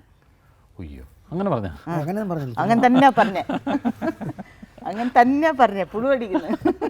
പക്ഷെ വലിയ ഹീറോയിനെ ആക്കുന്നതിനേക്കാൾ വലുതല്ലേ കല്യാണം കഴിക്കാന്ന് പറഞ്ഞു അല്ലേ? ജീവിതത്തിലേക്ക് കൊണ്ടുവരാന്ന് പറഞ്ഞു. പെണ്ണ് ആരും കൊടുത്തില്ല, അതുകൊണ്ട് കെട്ടിയതാണ്. അങ്ങനെയൊന്നുമല്ല, അങ്ങനെയൊന്നും പറഞ്ഞാൽ നമ്മൾ സമ്മതിക്കില്ല. വേറെ ആരും പെണ്ണ് കൊടുക്കാൻ വെച്ചാണ്. ഇതൊരു ഭാഗ്യമായി തന്നെയാണ് കരുതേണ്ടത് അല്ലേ? ശശിയേട്ടൻ്റെ ജീവിതത്തിലേക്ക് കടന്നു വന്നത്. അതൊക്കെ തമാശയ്ക്ക് പറയുന്നതേ ഉള്ളൂ. എങ്കിലും ജീവിതത്തിലേക്ക് കടന്നു വന്നതും അങ്ങനെ ഈ ഒരു സ്ഥാനത്തേക്ക് വന്നതൊക്കെ വലിയ ഭാഗ്യം തന്നെയാണ്. ശശിയേട്ടൻ്റെ സിനിമകളിൽ ഏറ്റവും കൂടുതൽ അഭിനയിച്ചിട്ടുള്ള നായിക സിമി ചേച്ചി ആയിരിക്കില്ലേ? അതുപോലെ സിമി ചേച്ചി ഏറ്റവും കൂടുതൽ പടങ്ങളിൽ അഭിനയിച്ചിട്ടുള്ള ഡയറക്ടർ ശശിയേട്ടൻ. എത്ര പടത്തിൽ അഭിനയിച്ച് കാണും? 55 പടം റെക്കോർഡാണ്. ഒരിക്കലും ഏതൊരു നടിയും ഒരു ഡയറക്ടറിൻ്റെ 55 സിനിമകളിൽ അഭിനയിച്ചിട്ടുണ്ടാവില്ല. ഈ മറ്റുള്ള ഡയറക്ടേഴ്സിൽ നിന്ന് ഇപ്പോൾ ജീവിത പങ്കാളി അല്ലെങ്കിൽ ഭർത്താവ് എന്നുള്ള നിലയിലല്ല ഞാൻ ചോദിക്കുന്നത്, ഒരു ഡയറക്ടർ എന്ന നിലയിൽ മറ്റുള്ള ഡയറക്ടേഴ്സിൽ നിന്നൊരു വ്യത്യസ്തത ശശിയേട്ടനിൽ കണ്ടിട്ടുള്ള? ശശിയേട്ടൻ്റെ കൂടെ വർക്ക് ചെയ്താൽ എങ്ങനെയാണെന്ന് വെച്ചാൽ നമുക്ക് വെളിയിൽ പോയി വർക്ക് ചെയ്യുമ്പോൾ കുറച്ചും കൂടി ഈസിയാണ്. ശശിയേട്ടൻ അങ്ങനെ നമ്മളെ, ഞാനെന്നല്ല, ഓരോരോ ആർട്ടിസ്റ്റും ഓരോരോ ഇമ്പോർട്ടൻസ് ഉണ്ടാവും, ഓരോരോ കഥാപാത്രത്തിനും അതിൻ്റെ ഒരു ഫിനിഷിങ് ഉണ്ടാവും എപ്പോഴും. ഇപ്പം ഞാനെന്നല്ല, എല്ലാവരും, ഏതൊരു നടിയായാലും ഏതൊരു നടനായാലും അതിനൊരു ബിഗിനിങ് ഉണ്ടാവും, എൻഡ് ഉണ്ടാവും. പിന്നെ നമുക്ക് നിറയെ പഠിക്കാൻ പറ്റും ശശിയേട്ടൻ്റെ അടുത്ത് നിന്ന് ഒരുപാട്. ഇങ്ങനെ ശശിയേട്ടൻ പറയും അഭിനയിക്കരുത്, ഇപ്പം ഞാൻ സംസാരിക്കുന്നില്ലേ, ഇത് നീ എങ്ങനെ നീ കാഷ്വലായിരിക്കുന്നു അതുപോലെ. അപ്പോൾ അതുകൊണ്ട് ഞാനിപ്പോൾ അഭിനയിക്കുന്നതും ഇതൊന്നും വ്യത്യാസം ഉണ്ടാവില്ല, ഇത് തന്നെയായിരിക്കും സിനിമയിലും. അപ്പം നമ്മൾ എങ്ങനെ വെച്ചാൽ ഒരു കഥാപാത്രം എന്നുള്ളത് ജീവിക്കുക, അത് അങ്ങനെ ആയാലേ അത് ശരിയാവുള്ളൂ. അതിന് വേണ്ടിയിട്ട് എന്താ അങ്ങനെയൊന്നും ആക്കരുതെന്ന് പറയും. എന്താ ചോദിക്കുക, സാധാരണയായിട്ട് ചോദിക്കുക. അപ്പം അത് എന്ത് ചെയ്യാന്ന് വെച്ചാൽ നമുക്ക് വെളിയിൽ പോകുമ്പം കുറച്ച് ഈസി ആയിരിക്കും. ഞാൻ ശശിയേട്ടൻ്റെ പടത്തിൽ അഭിനയിച്ചത് വെച്ച് എനിക്ക് എപ്പോഴും ഒരു ധൈര്യക്കുറവാണ് തോന്നുന്നത്. സാധാരണ ഇപ്പോൾ ഒരു ഡയറക്ടർ നമ്മളൊരു പടത്തിൽ വിളിച്ച് അഭിനയിപ്പിച്ച് കഴിഞ്ഞിട്ട് ഓക്കെ എന്ന് പറഞ്ഞാൽ നമുക്ക് അത് ഓക്കെ ആയിരിക്കും. ശശിയേട്ടൻ്റെ പടത്തിൽ അഭിനയിക്കുമ്പോൾ എനിക്കൊരു പേടിയാണ്. ഞാൻ എപ്പോഴും ശശിയേട്ടൻ നമ്മളല്ല ശ്രദ്ധിക്കുക. ശശിയേട്ടൻ നേരത്തെ പറഞ്ഞ പോലെ ബാക്ക്ഗ്രൗണ്ടും കാര്യങ്ങളും ആണ് കൂടുതൽ നോക്കുന്നത്. അപ്പം ഞാനിങ്ങനെ അല്ല, തെറ്റാണ്. അല്ലാണ്ട് ഞാൻ ശശിയേട്ടനോട് ചോദിച്ചു എന്താണ് എന്നെ ശ്രദ്ധിക്കാത്തത്? അപ്പം എൻ്റെ അടുത്ത് പറഞ്ഞു ആ റോള് നീ ചെയ്താൽ ഓക്കെ ആയിരിക്കും എന്നുള്ള കോൺഫിഡൻസ് ഉള്ളതുകൊണ്ടാണ് ഞാൻ നിന്നെ കാസ്റ്റ് ചെയ്യുന്നത്. പിന്നെ അത് നീ നോക്കിക്കോളും. നീ അഭിനയിക്കുന്ന ആ സീക്വൻസ് ഏറ്റവും ഭംഗിയാക്കാനാണ് എൻ്റെ ശ്രമം. അത് പുറകിൽ നിന്നൊരുത്തം കൈവക്കി കാണിച്ചാലോ മാറി നോക്കിയാൽ ആ സീൻ പോകും. ഞാൻ ഏറ്റവും കൂടുതൽ ശ്രദ്ധിക്കുന്നത് കരയുമ്പോഴും കൂടി ശശിയേട്ടൻ ഇങ്ങനെ തുടയ്ക്കരുത്, തുടയ്ക്കാൻ പാടില്ല എന്ന് പറയും. കണ്ണിന്നിട്ട് പോയിക്കോട്ടെ, എന്തിനാ ഇതിങ്ങനെ, അത് ഡിസ്റ്റർബ് ആവുമെന്ന്. അപ്പം അതൊക്കെ നമുക്കൊരു ലെസനാണ്. വെളിയിൽ പോകുമ്പോഴും നമുക്കത് എക്സ്പീരിയൻസ് ആണ് ഒരു ഇതിൽ. അപ്പം ഞാനത് ശശിയേട്ടനോട് അപ്പം ഞാൻ ചെയ്തത് ഓക്കെ ആണെങ്കിലോ, എനിക്ക് ഓക്കെ ആണ്, ഇനി നിനക്ക് ഓക്കെ അല്ലെങ്കിൽ പറഞ്ഞു ഞാൻ ഇനി എടുത്തു തരാം, എനിക്ക് 100 പ്രാവശ്യം എടുക്കുന്നതിൽ എനിക്ക് പ്രശ്നമില്ല. മമ്മൂട്ടി മോഹൻലാലിനൊക്കെ അറിയാം ശശിയേട്ടന് ഓക്കെ അല്ലെങ്കിൽ ഇങ്ങനെ ഒരു ചൊറിച്ചിലുണ്ട്. അപ്പോൾ അത് ആകുമ്പോൾ മനസ്സിലാക്കാൻ നമുക്ക് ഓക്കെ അല്ല, 1 more ആണെന്ന്. അതല്ലാതെ ആ ഒരു ചൊറിച്ചിൽ നിർത്തിട്ട് ആ ഷോട്ട് കഴിഞ്ഞ ഗുഡ് എന്ന് പറഞ്ഞ് പോയാൽ അത് വെരി ഗുഡ് ആണ്. ഇത്രയും സിനിമകളിൽ സിമി ചേച്ചി അഭിനയിപ്പിച്ചു എന്ന് പറഞ്ഞിട്ടുണ്ട് ചേട്ടാ, ഏതെങ്കിലും ഒരു പെക്യൂലിയർ ക്യാരക്ടർ അല്ലെങ്കിൽ ഒരു പെക്യൂലിയർ ഷോട്ട് അല്ലെങ്കിൽ ഏറ്റവും നന്നായിട്ട് സിമി ചേച്ചി പെർഫോം ചെയ്യുന്ന അങ്ങനെ ഓർമ്മയിൽ നിൽക്കുന്ന എന്തെങ്കിലും ഒരു സീക്വൻസ് ഉണ്ടാവും?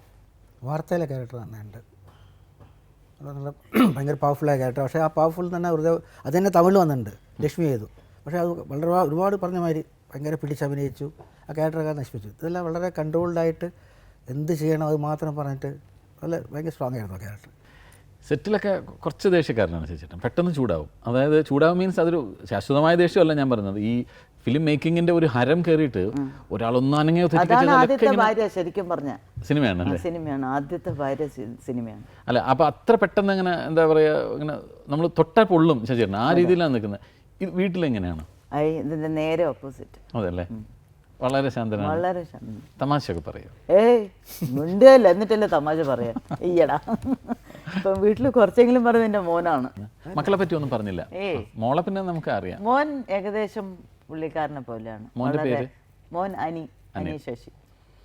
മോള് എൻ്റെ സ്വഭാവമാണ്, വളരെ ഫ്രീ ആണ്. മോൻ കുറച്ച് അച്ഛനെ പോലെ ഒരു ടൈപ്പാണ്. മോളെ രൂപത്തിലും ഒക്കെ അമ്മ തന്നെയാണല്ലോ അല്ലേ? നമ്മളെ ചെറുപ്പത്തിലുള്ള സീമ ചേച്ചി ഞങ്ങൾക്ക് കാണാം, സ്റ്റിൽസും എല്ലാം കാണുമ്പോഴൊക്കെ കാണാൻ പറ്റും. മോനൊരു കുട്ടി ഐ.വി. ശശിയാണ്. അതെ, ഇതുപോലെ തന്നെ ചെറുപടാന്ന് വർത്താനം പറയും. പറയേയില്ല. അല്ല, ശശിയുടെ മിണ്ടല്ല എപ്പോഴും, വളരെ കുറവാണ്. പക്ഷെ പറയുന്ന ഭാഷ മനസ്സിലാവില്ലെന്നേ ഉള്ളൂ. അത് അനിക്ക് മനസ്സിലാവും. അനിമോന് വളരെ കുറച്ചാണ് അവനും സംസാരിക്കുന്നത്. നന്നായി വരയ്ക്കും, അസലായിട്ട് വരയ്ക്കും. ഫിലിം മേക്കിങ്ങിൽ താല്പര്യം കാണിക്കുന്നുണ്ടോ? ഇപ്പോൾ നല്ല പഠിക്കുന്നുണ്ട്, നന്നായി പഠിച്ചു. സിനിമ കാണുകയും അതിനെപ്പറ്റി പിന്നെ ഒക്കെ കണ്ടാൽ എത്രയോ വർഷം മുമ്പ് കണ്ടാൽ ഒരു ഷോട്ട് കഴിഞ്ഞാൽ ആ സിനിമ പറയും. നമുക്ക് അവളുടെ രാവുകളുടെ സ്ക്രിപ്റ്റ് എഴുതിയ ഷെരീഫ് ഖാൻ നമ്മളോടൊപ്പം ഇന്ന് അതിഥിയായിട്ട് എത്തിയിട്ടുണ്ട്. ഷെരീഫ് ഖാക്ക് എന്താണ് ശശിയേട്ടനെ പറ്റി പറയാനുള്ളത്? ഇത്രയധികം തിരക്കഥകൾ ഷെരീഫ് ഖാൻ മറ്റാർക്കും വേണ്ടി എഴുതിയിട്ടുണ്ടെന്ന് എനിക്ക് തോന്നുന്നില്ല അല്ലേ? ശശിയേട്ടന് വേണ്ടി മാത്രമാണ് ഏറ്റവും കൂടുതൽ തിരക്കഥകൾ എഴുതിയിട്ടുള്ളത്. അതൊരു ടീമായിരുന്നല്ലേ? അതെ അതെ. ഐ.വി. ശശി എന്ന സംവിധായകനോടൊപ്പം ഏറ്റവും കൂടുതൽ തിരക്കഥകൾ എഴുതിയ അദ്ദേഹത്തിൻ്റെ സഹപ്രവർത്തകനായിരുന്ന ശ്രീ ഷെരീഫാണ് നമ്മുടെ അടുത്ത അതിഥി. ഹൃദയപൂർവ്വം ഞാൻ അദ്ദേഹത്തെ വരവേൽക്കട്ടെ. ശ്രീ ഷെരീഫ്.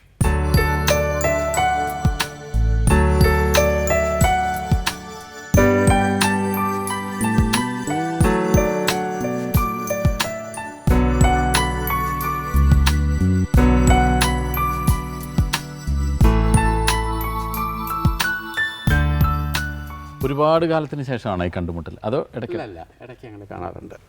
എങ്ങനെയാണ് ഈ ഒരു ബന്ധത്തിൻ്റെ തുടക്കം ഉണ്ടായത്? ഇതൊരു ജീവിത ബന്ധമാണ്. സിനിമയ്ക്ക് മുമ്പും സിനിമയ്ക്ക് ശേഷവും ഞങ്ങൾ ഒരുമിച്ച് താമസിച്ചു, ഒരുമിച്ച് ഉണ്ടു എന്നൊക്കെ പറയാറുണ്ടല്ലോ. ഇത് അക്ഷരാർത്ഥത്തിൽ അത് ശരിയായിരുന്നു. ശശി എന്ന പ്രതിഭയെ എൻ്റെ ഒരു മകനെ പോലെ, ഞാനിപ്പോഴും മോനെന്നാണ് വിളിക്കുന്നത്, മകനെ പോലെയോ സഹോദരനെ പോലെയോ ആണ് ഞങ്ങൾ കണ്ടെത്തിയതെന്നൊക്കെ പറയുന്നത് മദ്രാസിലെ ഞങ്ങളുടെ ലൈഫിലെ ഒരു വലിയ അച്ചീവ്മെൻ്റാണ്. അതുകൊണ്ടാണ് ഐ.വി. ശശി പോലൊരു പ്രതിഭയെ നമുക്ക് കിട്ടിയത്. എന്നുവെച്ചാൽ ഞാൻ എൻ്റെ കാര്യമല്ല ഞാൻ പറയുന്നത്, ആ കോമ്പിനേഷൻ അങ്ങനെ. പക്ഷേ ഇവിടെ ഇപ്പോൾ ഒരു വേദനയുള്ളൊരു കാര്യം, ഞങ്ങളോടൊപ്പം ഉണ്ടായിരുന്ന മിസ്റ്റർ രാമേന്ദ്രൻ പ്രൊഡ്യൂസർ ഈ അടുത്ത ദിവസങ്ങളിൽ മരിച്ചുപോയ ആ വേർപാട് വളരെ വലുതാണ്. പക്ഷെ ആ ഒരു കൂട്ടായ്മ ഞാൻ പറയാൻ പോയി, ടീമാന്ന് പറഞ്ഞ് പെട്ടെന്ന് നിർത്തിയതാണ്. പെട്ടെന്ന് എനിക്കത് പറഞ്ഞാൽ വല്ലാതെ ഫീലാവും. ശശിയെക്കുറിച്ച് നിങ്ങളാരും കാണാത്ത ഒരു കാഴ്ചപ്പാട് എനിക്കുണ്ട്. ശശി ഇന്നിപ്പോൾ സിനിമാ ഡയറക്ടർ ആയിരുന്നില്ലെങ്കിൽ ഈ ഒരു വിശ്രുതനായ ലോകപ്രസിദ്ധനായ ഒരു ചിത്രകാരനായിട്ട് മാറുമായിരുന്നു. അത്രയും ടാലൻറ്റഡ് ആയിട്ടുള്ളൊരു പെയിൻ്ററായിരുന്നു. അതുപോലെ തന്നെ ശശിയുടെ ഉള്ളിൽ സിനിമ പോലെ തന്നെ സംഗീതം ഉണ്ടായിരുന്നു. അന്നത്തെ കാലത്ത് ഏറ്റവും നന്നായിട്ട് സോങ്സ് പിക്ചറൈസ് ചെയ്തുകൊണ്ടിരുന്ന ശശിയാണ്. അവളുടെ രാവുകൾ അന്ന് ഈ സിനിമയ്ക്ക് വേണ്ടിയിട്ടൊരു കഥ ഉണ്ടാക്കുകയായിരുന്നു, അതോ നേരത്തെ വെള്ളം അല്ലല്ല സിനിമയ്ക്ക് വേണ്ടി കഥ ഉണ്ടാക്കിയല്ല. അവളുടെ രാവുകളെന്ന് പറയുന്നത് ഞാൻ താമസിച്ചിരുന്ന ഒരു ലോഡ്ജിൽ ഒരു ബൗണ്ട് ബുക്കിൽ എഴുതിയ ഒരു നോവലാണ്. ഈ അവളുടെ രാവുകളുടെ കഥ എഴുതിയപ്പോൾ അത് പബ്ലിഷ് ചെയ്യാൻ എൻ്റെ ക്രാഫ്റ്റ് മോശമാണ്. അന്ന് സത്യത്തിൽ അതൊരു വലിയ പത്രത്തിന് വേണ്ടി എഴുതിയത്. ക്രാഫ്റ്റ് മോശമായതുകൊണ്ട് ഞങ്ങൾ മാറ്റിവെക്കുകയും പിന്നീട് അന്ന് ആ സിനിമ ഇന്നിപ്പോൾ നമുക്ക് ഒരു സിനിമയാണെന്ന് പറയാം. അന്ന് ആ സിനിമയെ മലയാളത്തിൽ ഇൻഡസ്ട്രിയിലുള്ളവർ ഇൻഡസ്ട്രിയെല്ലാം ആ മദ്രാസിലുള്ളവർ മൊത്തം എതിർത്തതാണ് ആ പടത്തെ. പക്ഷേ ആ ഓഡിയൻസ് അത് സ്വീകരിച്ചു. ഇതൊക്കെ സിനിമ മദ്രാസിലുള്ളവർ എതിർത്തു എന്ന് പറയുന്നത് ഇങ്ങനെ അതെ, അതൊരു പുതിയ പടമാണ്. അങ്ങനൊരു സിനിമ ഉണ്ടാകാൻ പാടില്ല മലയാളത്തിൽ. അതിന് മുമ്പുണ്ടായിട്ടില്ല, അതിന് പിമ്പും ഉണ്ടായിട്ടില്ല. പിന്നെ എന്നെ സംബന്ധിച്ചിടത്തോളം ഒരു എഴുത്തുകാരൻ എന്നുള്ള രീതിയിൽ പറയുന്നത്, പിന്നെ ഞങ്ങൾ ഡിസ്കസ് ചെയ്ത് ഒരു സ്ക്രിപ്റ്റ് എഴുതാൻ പോയാൽ എനിക്ക് ഈ സെറ്റിൽ സ്ക്രിപ്റ്റ് കിട്ടിയാൽ മതി എന്ന് പറഞ്ഞൊരു ഡയറക്ടറാണ്. കാരണം എന്താ പറയുക, ഞാൻ എന്തെഴുതുമെന്ന് എഴുതുന്നതിന് മുമ്പ് ശശിക്കറിയാം. ശശി എന്തെടുക്കുമെന്നുള്ള കാര്യം എടുക്കുന്നതിന് മുമ്പ് കാണുന്നതിന് മുമ്പ് എനിക്കറിയാം. സ്വന്തം രചനകൾ ഒരുപാടെണ്ണം ശശിയേട്ടൻ ചലച്ചിത്രങ്ങളാക്കിയിട്ടുണ്ടല്ലോ. ഈ സ്വന്തം രചനകളല്ലാതെ മറ്റുള്ള കൃതികൾ ശശിയേട്ടൻ സിനിമയാക്കിയപ്പോൾ അത് ഏറ്റവും കൂടുതൽ അട്രാക്ഷൻ തോന്നിയിട്ടുള്ള ഏത് സിനിമയാണ്? അങ്ങനെ ഓർക്കാൻ കഴിയുന്നുണ്ട്? ഈ നാട് നല്ലൊരു പടമായിരുന്നു. ശശിയുടെ മറ്റ് ഞാനുമായിട്ടുള്ള ചെയ്ത പടങ്ങൾ, അതല്ലാതെ തന്നെ പത്മരാജൻ്റെ പടങ്ങൾ, ഇതൊക്കെ തന്നെ ഈ കാലത്തിന് അതീതമായി നിൽക്കാവുന്ന കുറേ പടങ്ങൾ അതിനകത്തുണ്ട്. മറ്റേതല്ല, പീരിയോഡിക്കൽസ് ആണെങ്കിൽ തന്നെയും പിന്നെന്താണെന്നറിയാം, വലിയ അത് നമ്മൾ പറയുമ്പോൾ സിനിമ എന്ന് പറയുന്നത് വിഷ്വലാണ്. ഈ ഇത്രയും വലിയ വിഷ്വലും ഇത്രയും ഒരു വലിയ ക്രൗഡും ഒക്കെ വെച്ചുകൊണ്ട്, അതായത് ഒരു സ്പെക്ടാക്കിൾ സിനിമ എന്ന് വേണമെങ്കിൽ നമുക്ക് പറയാം. അതും ഉൾക്കൊള്ളാൻ പറ്റിയ മലയാളത്തിലെ ഒരു ഡയറക്ടർ ശശിയായിരുന്നു. ഈ അവളുടെ രാവുകൾ കഴിഞ്ഞ് പിന്നെ എത്ര കാലം കഴിഞ്ഞിട്ടായിരുന്നു ചേച്ചി കല്യാണം? 3 കൊല്ലം. 77 നവംബർ 5 അവളുടെ രാവ് ഷൂട്ടിങ്. 80 ഓഗസ്റ്റിൽ കല്യാണം. 3 കൊല്ലമാണ് ഇപ്പോൾ പ്രേമിക്കാനുണ്ടായിരുന്ന ഒരു കാലഘട്ടം. പ്രേമിക്കാനൊന്നും സമയമില്ല. ശശിക്ക് എവിടെ സമയം രണ്ടുപേർക്ക് സമയം വേണ്ട. സമയം ഉണ്ടായിരുന്നു. കെട്ടൂല എന്നും പറഞ്ഞുകൊണ്ടിരിക്കുന്നു. പിന്നെ അവിടെ നിന്ന് സമയം പിന്നെ എങ്ങനെ കെട്ടിച്ചെടുത്തു? എന്താ അറിയില്ല, ഒരു സുപ്രഭാതത്തിൽ ഒരു ജൂലൈയിൽ പറഞ്ഞു ഞാൻ തന്നെ കെട്ടുന്നു. ഞാൻ അന്തം കൊണ്ട് പോയി. അത് ശശിയേട്ടൻ്റെ അമ്മയുടെ അടുത്ത് പോയി പറഞ്ഞിരിക്കുന്നു. അല്ല, ശശിയേട്ടൻ പക്ഷെ നേരത്തെ തീരുമാനിച്ചു കാണും അല്ലേ? ഉണ്ടായിരുന്നു മനസ്സിൽ. പക്ഷേ അമ്മയുടെ സമ്മതം വാങ്ങിച്ചു. ഇത് നടക്കുമ്പോൾ ഒക്കെ അമ്മ എങ്ങനെ പെണ്ണ് അന്വേഷിച്ച് നടക്കുന്നുണ്ടായിരുന്നു. അമ്മയും ഒരുപാട് രണ്ടുപേരും പെണ്ണിനെ പോയി കാണും. ഒരു വക്കീലിന്റെ പെണ്ണ് വക്കീലാണ്, അത് ഡോക്ടറാണെന്നൊക്കെ പറയും. വന്ന് തന്നെ പറയും. വന്ന് കണ്ടിട്ട് പറയും ഞാൻ അങ്ങനെ ഒരു പെണ്ണിനെ കണ്ടു. അതെ, വന്നിട്ട് പറയും ഒരു പെണ്ണിനെ കണ്ടു. അപ്പോൾ റിയാക്ഷൻ അങ്ങനെ സ്റ്റഡി ഇവിടെ റിയാക്ഷൻ എന്താണെന്നുള്ളത്. ശരി. സിനിമയിലൊക്കെ എത്തുന്നതിന് മുമ്പുള്ള സുഹൃത്തുക്കളെയൊക്കെ ശശിയേട്ടന് ഓർമ്മ ഉണ്ടാവില്ല? കൂടെ പഠിച്ച അല്ലെങ്കിൽ കൂടെ കളിച്ച് വളർന്ന സുഹൃത്തുക്കളൊക്കെ ഉണ്ട്. ഒരുപാട് ആൾക്കാരൊന്നും ഓർമ്മയില്ല സത്യം പറഞ്ഞാൽ. എപ്പോഴും ഓർക്കുന്ന കുറച്ച് പേരിൽ ഒരാളാണ് എൻ്റെ ഏറ്റവും ഫ്രണ്ട്. എൻ്റെ മാഷ് എന്ന് പറഞ്ഞാൽ എന്നെ ഡ്രോയിങ് പഠിപ്പിച്ച മാസ്റ്റർ, പെയിൻറ്റിങ് എല്ലാം. അവരുടെ യൂണിവേഴ്സൽ ആർട്സ് എന്ന് പറഞ്ഞാൽ ഇതിൻ്റെ ആന്റണി മാസ്റ്റർ മോൻ. ഞങ്ങൾ ഭയങ്കര ഒരേ സമയത്താണ്, നല്ല ക്ലോസ് ഫ്രണ്ട്സാണ്. മനോരമയുടെ എഡിറ്ററായ ശ്രീ ഫ്രാൻസിസ്, നമുക്ക് അയാളെ വിളിക്കാം. അതെ, നമുക്ക് അടുത്ത അതിഥിയായി എത്തിയിരിക്കുന്നത് ശശിയേട്ടനോടൊപ്പം യൂണിവേഴ്സൽ ആർട്സിൽ പഠിച്ച, ശശിയേട്ടനെ വരയുടെ ആദ്യ അക്ഷരം പഠിപ്പിച്ച ഗുരുനാഥൻ്റെ മകനാണ്. ശശിയേട്ടൻ്റെ വളരെ അടുത്ത സുഹൃത്താണ്. ഇപ്പോൾ മനോരമയിൽ എഡിറ്ററായി വർക്ക് ചെയ്യുന്ന ശ്രീ ഫ്രാൻസിസ് ആണ് നമ്മുടെ അടുത്ത അതിഥി. വരവേൽക്കാം നമുക്ക് അദ്ദേഹത്തെ.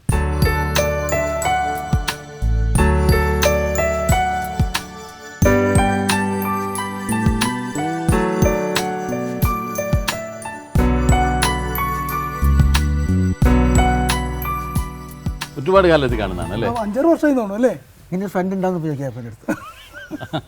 ശശിയേട്ടൻ പറയുന്നത് വളരെ കുറച്ച് സുഹൃത്തുക്കളെ മാത്രമേ ഓർമ്മയുള്ളൂ എന്ന് പറഞ്ഞു. പലരും പിന്നെ ഈ കണക്ഷൻ ഇല്ലാതെ വരുമ്പോൾ നമ്മൾ കാലം കൊണ്ട് മറന്നു പോകില്ല. പക്ഷേ ചേട്ടൻ ഇപ്പോഴും ഓർക്കുന്ന ഒരു സുഹൃത്തായിരുന്നു. എന്താണെന്നറിയോ, ഇവന് എന്നോട് ഫേസ് ചെയ്യാൻ വിഷമമുണ്ട്. കാരണം ഇവൻ ഇതിൻ്റെ ബ്രഹ്മൊക്കെ ആയിട്ട് നടക്കുന്ന കാലത്തെ ബീച്ചിൽ കൊണ്ടുപോയിട്ട് എന്നെ കൊണ്ടാണ് ഇതൊക്കെ അഭിനയിപ്പിക്കുക. അത് കഴിഞ്ഞ് നീ അങ്ങോട്ട് നടക്ക് ഇങ്ങോട്ട് നടക്ക്. അപ്പം ഇവൻ എപ്പം പറയും ഞാൻ സിനിമാ സംവിധാനം ആയി കഴിഞ്ഞാൽ നിന്നെ മെയിൻ റോളിലാക്കുന്നു പറഞ്ഞു. ഇപ്പം ഞാൻ ആക്കിയിട്ട് കാര്യമില്ല, വയസ്സും പ്രായമായി. പക്ഷെ ആ വാക്ക് പാലിച്ചില്ല ഇതുവരെ അല്ലേ? ആ വാക്ക് മാത്രമാണ് പാലിച്ചിട്ടില്ലേ. അപ്പം അതിൻ്റെ ഒരു വിഷമം ഉണ്ടാവും എപ്പോഴും. വിഷമല്ല, സന്തോഷം. വാക്ക് പാലിച്ചില്ലല്ലോ എന്നുള്ള സന്തോഷം. ഈ കാരണം ഈ ശശിക്ക് ചെറുപ്പം മുതലേ ഉള്ള ഈ സിനിമയുടെ ഭ്രമം കാരണം അപ്പോൾ ശശിക്ക് ഒരാളെ കിട്ടണല്ലോ.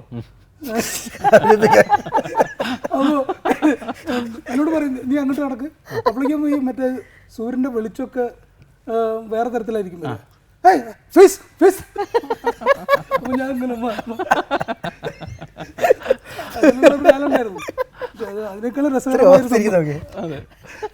രസകരമായ സംഭവം ഈ ശശിയുടെ എന്നെ വിളിച്ചു കഴിഞ്ഞപ്പോൾ എനിക്ക് പറയാൻ തോന്നിയ ആദ്യത്തെ ഒരു സംഭവം എന്ന് വെച്ചിട്ടുണ്ടെങ്കിൽ, ഈ ശശി സിനിമ ഫീൽഡിൽ പോകുന്ന ഞങ്ങളുടെയൊക്കെ ഒരു വലിയ കാര്യമാണ്. ഞങ്ങൾ ഫ്രണ്ട്സായിട്ടുള്ള എല്ലാ ആൾക്കാരും ശശി ഇങ്ങനൊരു ഫീൽഡിൽ ശോഭിക്കുന്നൊക്കെ ഞങ്ങൾക്കറിയാം. അപ്പോൾ ശശി എങ്ങനെയാണ് ഭയങ്കരമായി രക്ഷപ്പെടുന്നത് ഞങ്ങൾക്കൊക്കെ എല്ലാവർക്കും അറിയാം. അപ്പോൾ അങ്ങനെ ശശി ആദ്യം ഈ കോന്നനേട്ടൻ്റെ അസിസ്റ്റൻ്റായിട്ടാണ് കലാസംവിധാനമായിട്ടാണ് പോകുന്നത്. അങ്ങനെ കണ്ണൂർ എക്സ്പ്രസ് എന്ന് പറഞ്ഞ ഒരു സിനിമ, കണ്ണൂർ ഡീലക്സ്, അത് വന്നപ്പോൾ ഇവൻ്റെ പേര് വരുന്നുണ്ട്, കലാസംവിധായകൻ എന്ന് പറഞ്ഞിട്ട്. എന്നെ കോഴിക്കോട് രാധാ തിയേറ്ററിലേക്ക് ഇവൻ 6 തവണ കൊണ്ടുപോയി ഇത് കാണിക്കാൻ. 6 തവണ കൊണ്ടുപോയി. 6 തവണ ഞാൻ കണ്ടില്ല. പേര് പെട്ടെന്ന് പോവും, പെട്ടെന്ന് പേര് പോയി. അപ്പോൾ അവസാനം 6ാമത്തെ തവണ അവൻ ചോദിച്ചു നീ കണ്ടു ചോദിച്ചു. കണ്ടെന്ന് പറഞ്ഞു. ഞാൻ കണ്ടിട്ടില്ല. പിന്നെ കൊണ്ടുകൊണ്ടിരിക്കാൻ വേണ്ടിയിട്ട് എൻ്റെ അച്ഛൻ Antony master, K P Antony master ഒരുപാട് ശിഷ്യന്മാരുണ്ട്. ഹരിഹരനും ഇവരൊക്കെ സിനിമ ഫീൽഡിലുള്ള ആൾക്കാരാണ്. പക്ഷെ ശശിയോടുള്ള ഒരു സ്നേഹവും ഇതൊക്കെ വേറെ ആരോടില്ല. ഇപ്പോൾ ശശി സിനിമാ രംഗത്തൊരു വലിയ മുതൽക്കൂട്ടായെങ്കിലും ഈ ചിത്രകാരന്മാരുടെ ഒരു ഭയങ്കര നഷ്ടമാണ്. കാരണം ഏറ്റവും നല്ലൊരു പെയിൻ്ററായിരുന്നു.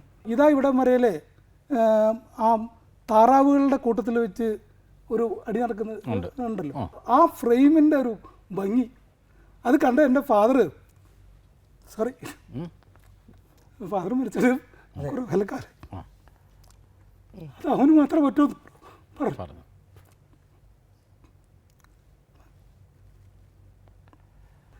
ഈ ഉത്സവം എന്ന് പറഞ്ഞൊരു ചിത്രം ശശി വരച്ച് ഇപ്പോഴും എൻ്റെ മനസ്സിലുണ്ട്. ആ ചിത്രം എന്ത് മനോഹരമാണെന്ന് പറയാം. കംപ്ലീറ്റ് നമ്മൾ ആ നാട്ടുമ്പുറത്തെ ഉത്സവം കാണുന്ന ആ ഒരു കംപ്ലീറ്റ് സാധനങ്ങളായാലും എൻ്റെ പഴയ പലത്തെ പടങ്ങൾ വരും ക്രൗഡഡ് ആയിട്ടുള്ള ഭയങ്കരമായി ഈ ശശിയുടെ ഏറ്റവും വലിയ പ്രത്യേകത ശശിയുടെ ഒരു ടോട്ടാലിറ്റിയാണ്. ഈ കാര്യങ്ങൾ കാണുന്നതിനുള്ള ഒരു ടോട്ടാലിറ്റി. അത് ഒരു പെയിൻറ്റിങ് കാണുന്ന പോലെയാണ് അയാളുടെ ഓരോ ഫ്രെയിമും. ആ ഒരു കഴിവിനെ സിനിമ ഉണ്ടാക്കാൻ വേണ്ടി ഉപയോഗിച്ചു എന്നല്ലാതെ പിന്നീട് അധികം വരയ്ക്കുകയോ അല്ലെങ്കിൽ സിനിമയിൽ ഞാൻ ഷെറിഫ് പറഞ്ഞില്ലേ മദ്രാസിൽ നിന്ന് വരയ്ക്കാറുണ്ടായിരുന്നു. പിന്നെ സിനിമയിൽ ബിസി ആയപ്പോഴത്തേക്കും ബ്രഷ് എടുക്കാൻ സമയം കിട്ടിയില്ല. ഞാൻ പണ്ട് മനോരമയ്ക്ക് വേണ്ടിയിട്ട് റിപ്പോർട്ട് ചെയ്യാൻ വേണ്ടി, അതായത് കള്ളന്മാരുടെ കൂടെ എന്നുള്ള ഒരു സീരിയലുണ്ടായിരുന്നു ഞങ്ങളുടെ ഒരു പരമ്പര. അപ്പോൾ അത് ചെയ്യാൻ വേണ്ടി ഞാൻ ഗാന്ധിനഗറിൽ തമിഴ്നാട്ടിൽ അവിടെ ചെന്ന്, അപ്പോൾ അവിടെ കള്ളന്മാരുടെ ഒരു ഗ്രാമമാണ്. അതിന് പഞ്ചായത്ത് പ്രസിഡന്റ് കള്ളനാണ്. അപ്പോൾ ഈ പഞ്ചായത്ത് പ്രസിഡന്റ് അവിടെ എല്ലാവരും കള്ളന്മാരാ. ഇപ്പോൾ പഞ്ചായത്ത് പ്രസിഡന്റ് മാത്രമല്ല, എല്ലാവരും കള്ളന്മാരാ, പഞ്ചായത്ത് മെമ്പറും ഒക്കെ കള്ളനാ. അപ്പം ഇയാളെ എന്നോട് ഒന്ന് ചോദിച്ചു, ഇവർക്ക് എല്ലാ ഭാഷ അറിയും. അതായത് ഇവർ ഇടയ്ക്കൊന്ന് ചോദിച്ചോട്ടെ, ഈ കള്ളന്മാരുടെ താമസ സ്ഥലത്തിന്റെ പേരാണോ ഗാന്ധിനഗർ? ആ ഗാന്ധി.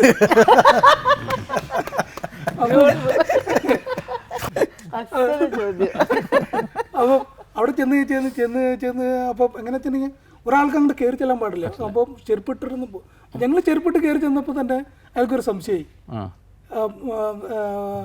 ഇതെന്താ ഇവർ ചെരുപ്പിട്ട് കയറി വരണം എന്നുള്ളൊരു മട്ടില്ല. അപ്പോൾ ഇയാളൊരു കസരമിരിക്കുന്നു, കുറേ ആൾക്കാർ കട്ടുമ്പൊക്കെ ഇങ്ങനെ ഇരിക്കുന്നുണ്ട്, കുറേ കള്ളന്മാർ കള്ളന്മാരായിരിക്കും. അപ്പോൾ ഇയാൾ ചെന്ന ഉടനെ തന്നെ ഞങ്ങൾ മലയാളികളാണ്, മനോരമയെന്നാണ് വരുന്നതെന്നൊക്കെ പറഞ്ഞപ്പോൾ ഉടനെ ചോദിച്ചു, മറ്റേ 1921 കണ്ടിട്ടുണ്ടോന്ന് മലയാളത്തിൽ? ഓ ശരി, KTCയുടെ പടല്ലേ, മണി ഫിലിംസ് 1921 കണ്ടിട്ടുണ്ടോന്ന്. അപ്പോൾ ഞാൻ ഞങ്ങൾ സിനിമ കാണും, പിന്നെ ഞങ്ങൾ മലയാള സിനിമ കാണും. ശശിയുടെ സിനിമ കണ്ടു കഴിഞ്ഞാൽ നമുക്ക് പല ട്രിക്കൊക്കെ കിട്ടുന്നത്.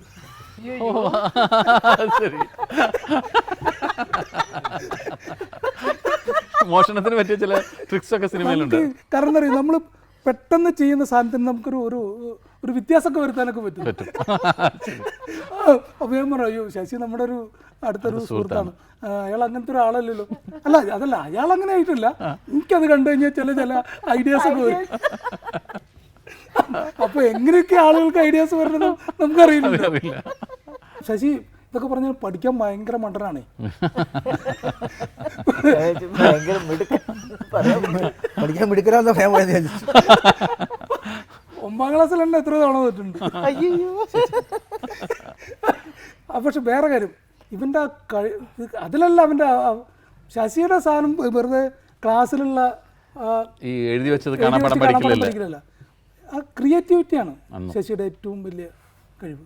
അത് ശശി പഠിപ്പിച്ച അധ്യാപകർക്കായാലും ശശിയായിട്ട് പെരുമാറിയിട്ടുള്ള എല്ലാവർക്കും ശശിയോടുള്ള ഒരു ബഹുമാനം ഇവൻ്റെ ക്രിയേറ്റിവിറ്റിയാണ്. ഏതായാലും ഐ.വി. ശശി എന്ന ആ സംവിധായകൻ്റെ സാങ്കല്പിക ക്യാമറയ്ക്ക് മുന്നിൽ ആദ്യം അഭിനയിച്ച നടനാണ് അങ്ങ്. ഐ.വി. ശശി എന്ന പേര് കാണാൻ 6 പ്രാവശ്യം തിയേറ്ററിൽ പോയ സുഹൃത്താണ്. പിന്നീട് ഒരു പ്രാവശ്യം പോലും പോകാതെ നമ്മൾ എവിടെയൊക്കെയോ ആ പേരുകൾ കണ്ടു അല്ലേ. ആ ഒരു കലാകാരൻ്റെ വലിപ്പം അത്ര തുടക്കത്തിൽ നിന്നും കണ്ട ആ സുഹൃത്തിന് ഇവിടെ വന്നതിനും ഞങ്ങളോടൊപ്പം ഇത്രയും നല്ല നിമിഷങ്ങൾ പങ്കിട്ടതിനും ഒരുപാട് നന്ദി.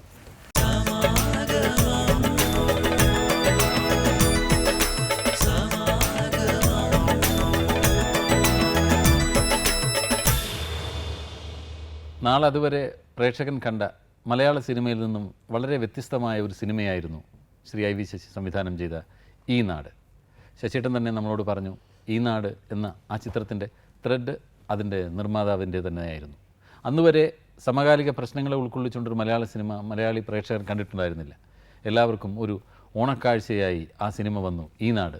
എന്തായിരുന്നു ആ ചിത്രമെടുക്കാനുള്ള പ്രചോദനമെന്ന് നമുക്കതിൻ്റെ നിർമ്മാതാവിനോട് തന്നെ ചോദിക്കാം. ശ്രീ ജിയോ കുട്ടപ്പൻ ഇന്നിവിടെ എത്തിയിട്ടുണ്ട്. ഞാൻ ഹൃദയപൂർവ്വം അദ്ദേഹത്തെ വരവേൽക്കട്ടെ.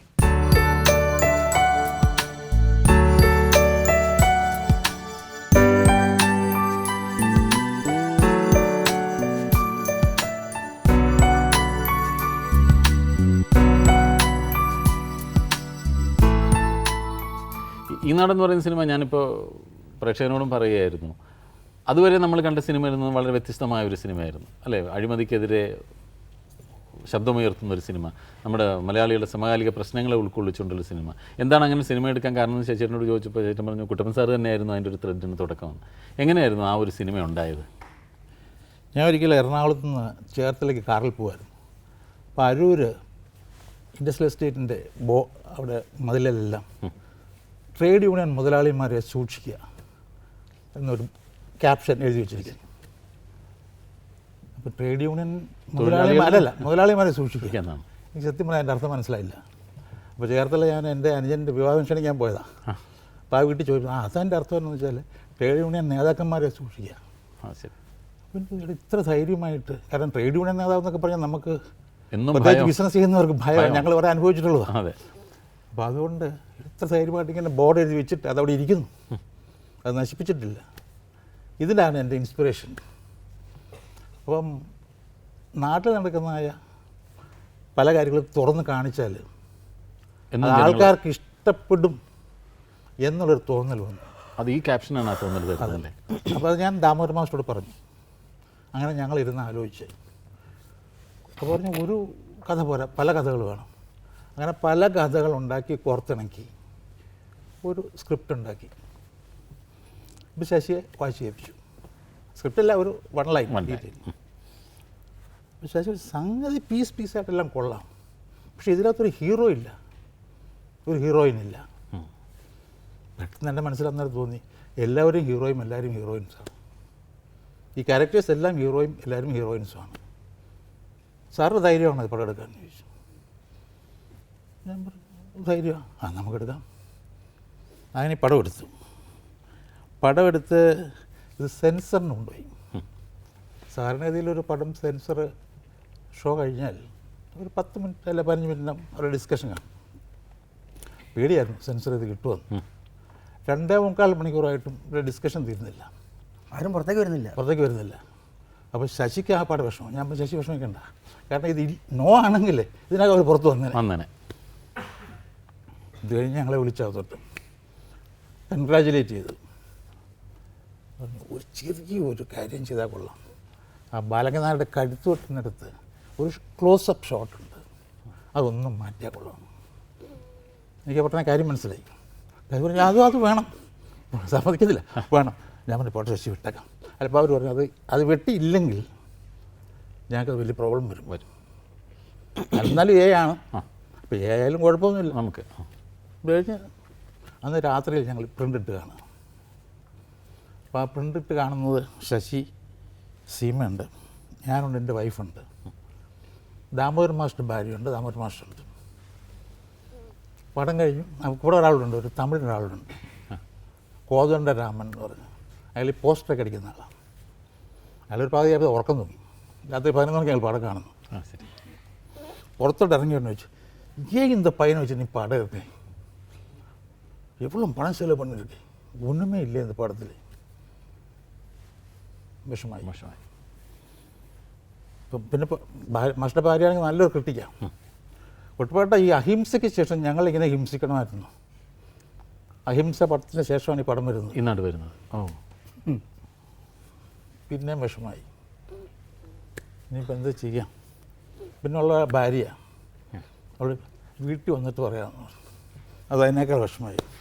വീട്ടിൽ വന്നപ്പോഴത്തേക്ക് പറഞ്ഞു, ശശി അന്ന് പറഞ്ഞു, പീസായിട്ടൊക്കെ നന്നായിട്ടുണ്ട്, കുറച്ച് നീളം കൂടുതൽ പോലെ തോന്നുന്നു, നമുക്കൊന്ന് കുറച്ചാൽ. ശരി, കുറയ്ക്കാം. പിറ്റേ ദിവസം കാലത്ത് ഞാൻ ശശിയുടെ വീട് ചെല്ലുമ്പോൾ ശശിയും എഡിറ്ററും കൂടെ ഇരുന്ന് എന്തൊക്കെയാണ് കുറയ്ക്കുന്നത് ഡിസ്കസ് ചെയ്തുകൊണ്ടിരിക്കും. 1100 അടിയായിരുന്നു വെട്ടി. ഈ 1500 അടി വെട്ടിയില്ലേ, അത് രണ്ടാഴ്ച പിന്നെ ഓരോന്നായിട്ട് ചേർത്ത് സാധാരണ തിയേറ്ററിൽ വിട്ട് കഴിയുക. ഞങ്ങൾ എല്ലാ തിയേറ്ററിലും ഇത് ചേർത്ത് കൊടുത്തു. ശരി.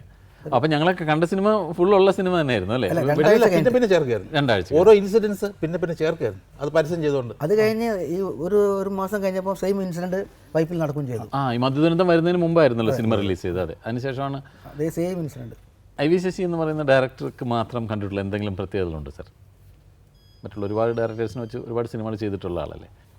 ഞാൻ ശശിയെ ഒരു സിനിമയ്ക്ക് സംവിധായകനായി എടുക്കാൻ തീരുമാനിക്കുന്നത് എങ്ങനെയാണെന്ന് വെച്ചാൽ, ദേവരാജ് മാസ്റ്റർ മ്യൂസിക് ഡയറക്ടർ, അപ്പോൾ മാസ്റ്ററുടെ വീട്ടിൽ മാസ്റ്റർ താഴെ, ഞാൻ മുകളിലാണ് താമസിക്കുന്നത്.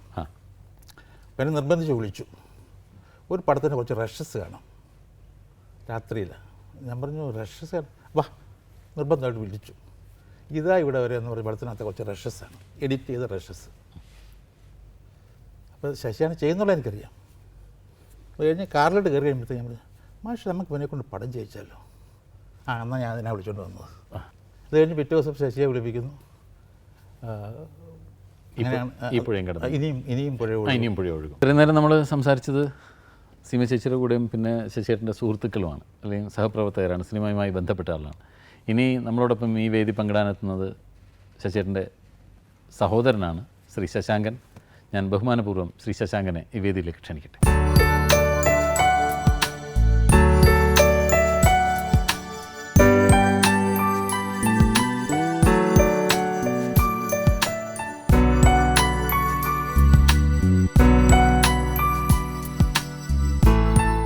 ശശിയേട്ടൻ സിനിമയിൽ വന്നു, സതീഷ് ബാബു ചേട്ടൻ സിനിമയിൽ വന്നു. എന്താണ് ശശാങ്കൻ ചേട്ടൻ മാത്രം സിനിമയിലേക്ക് വരാതിരുന്നത്?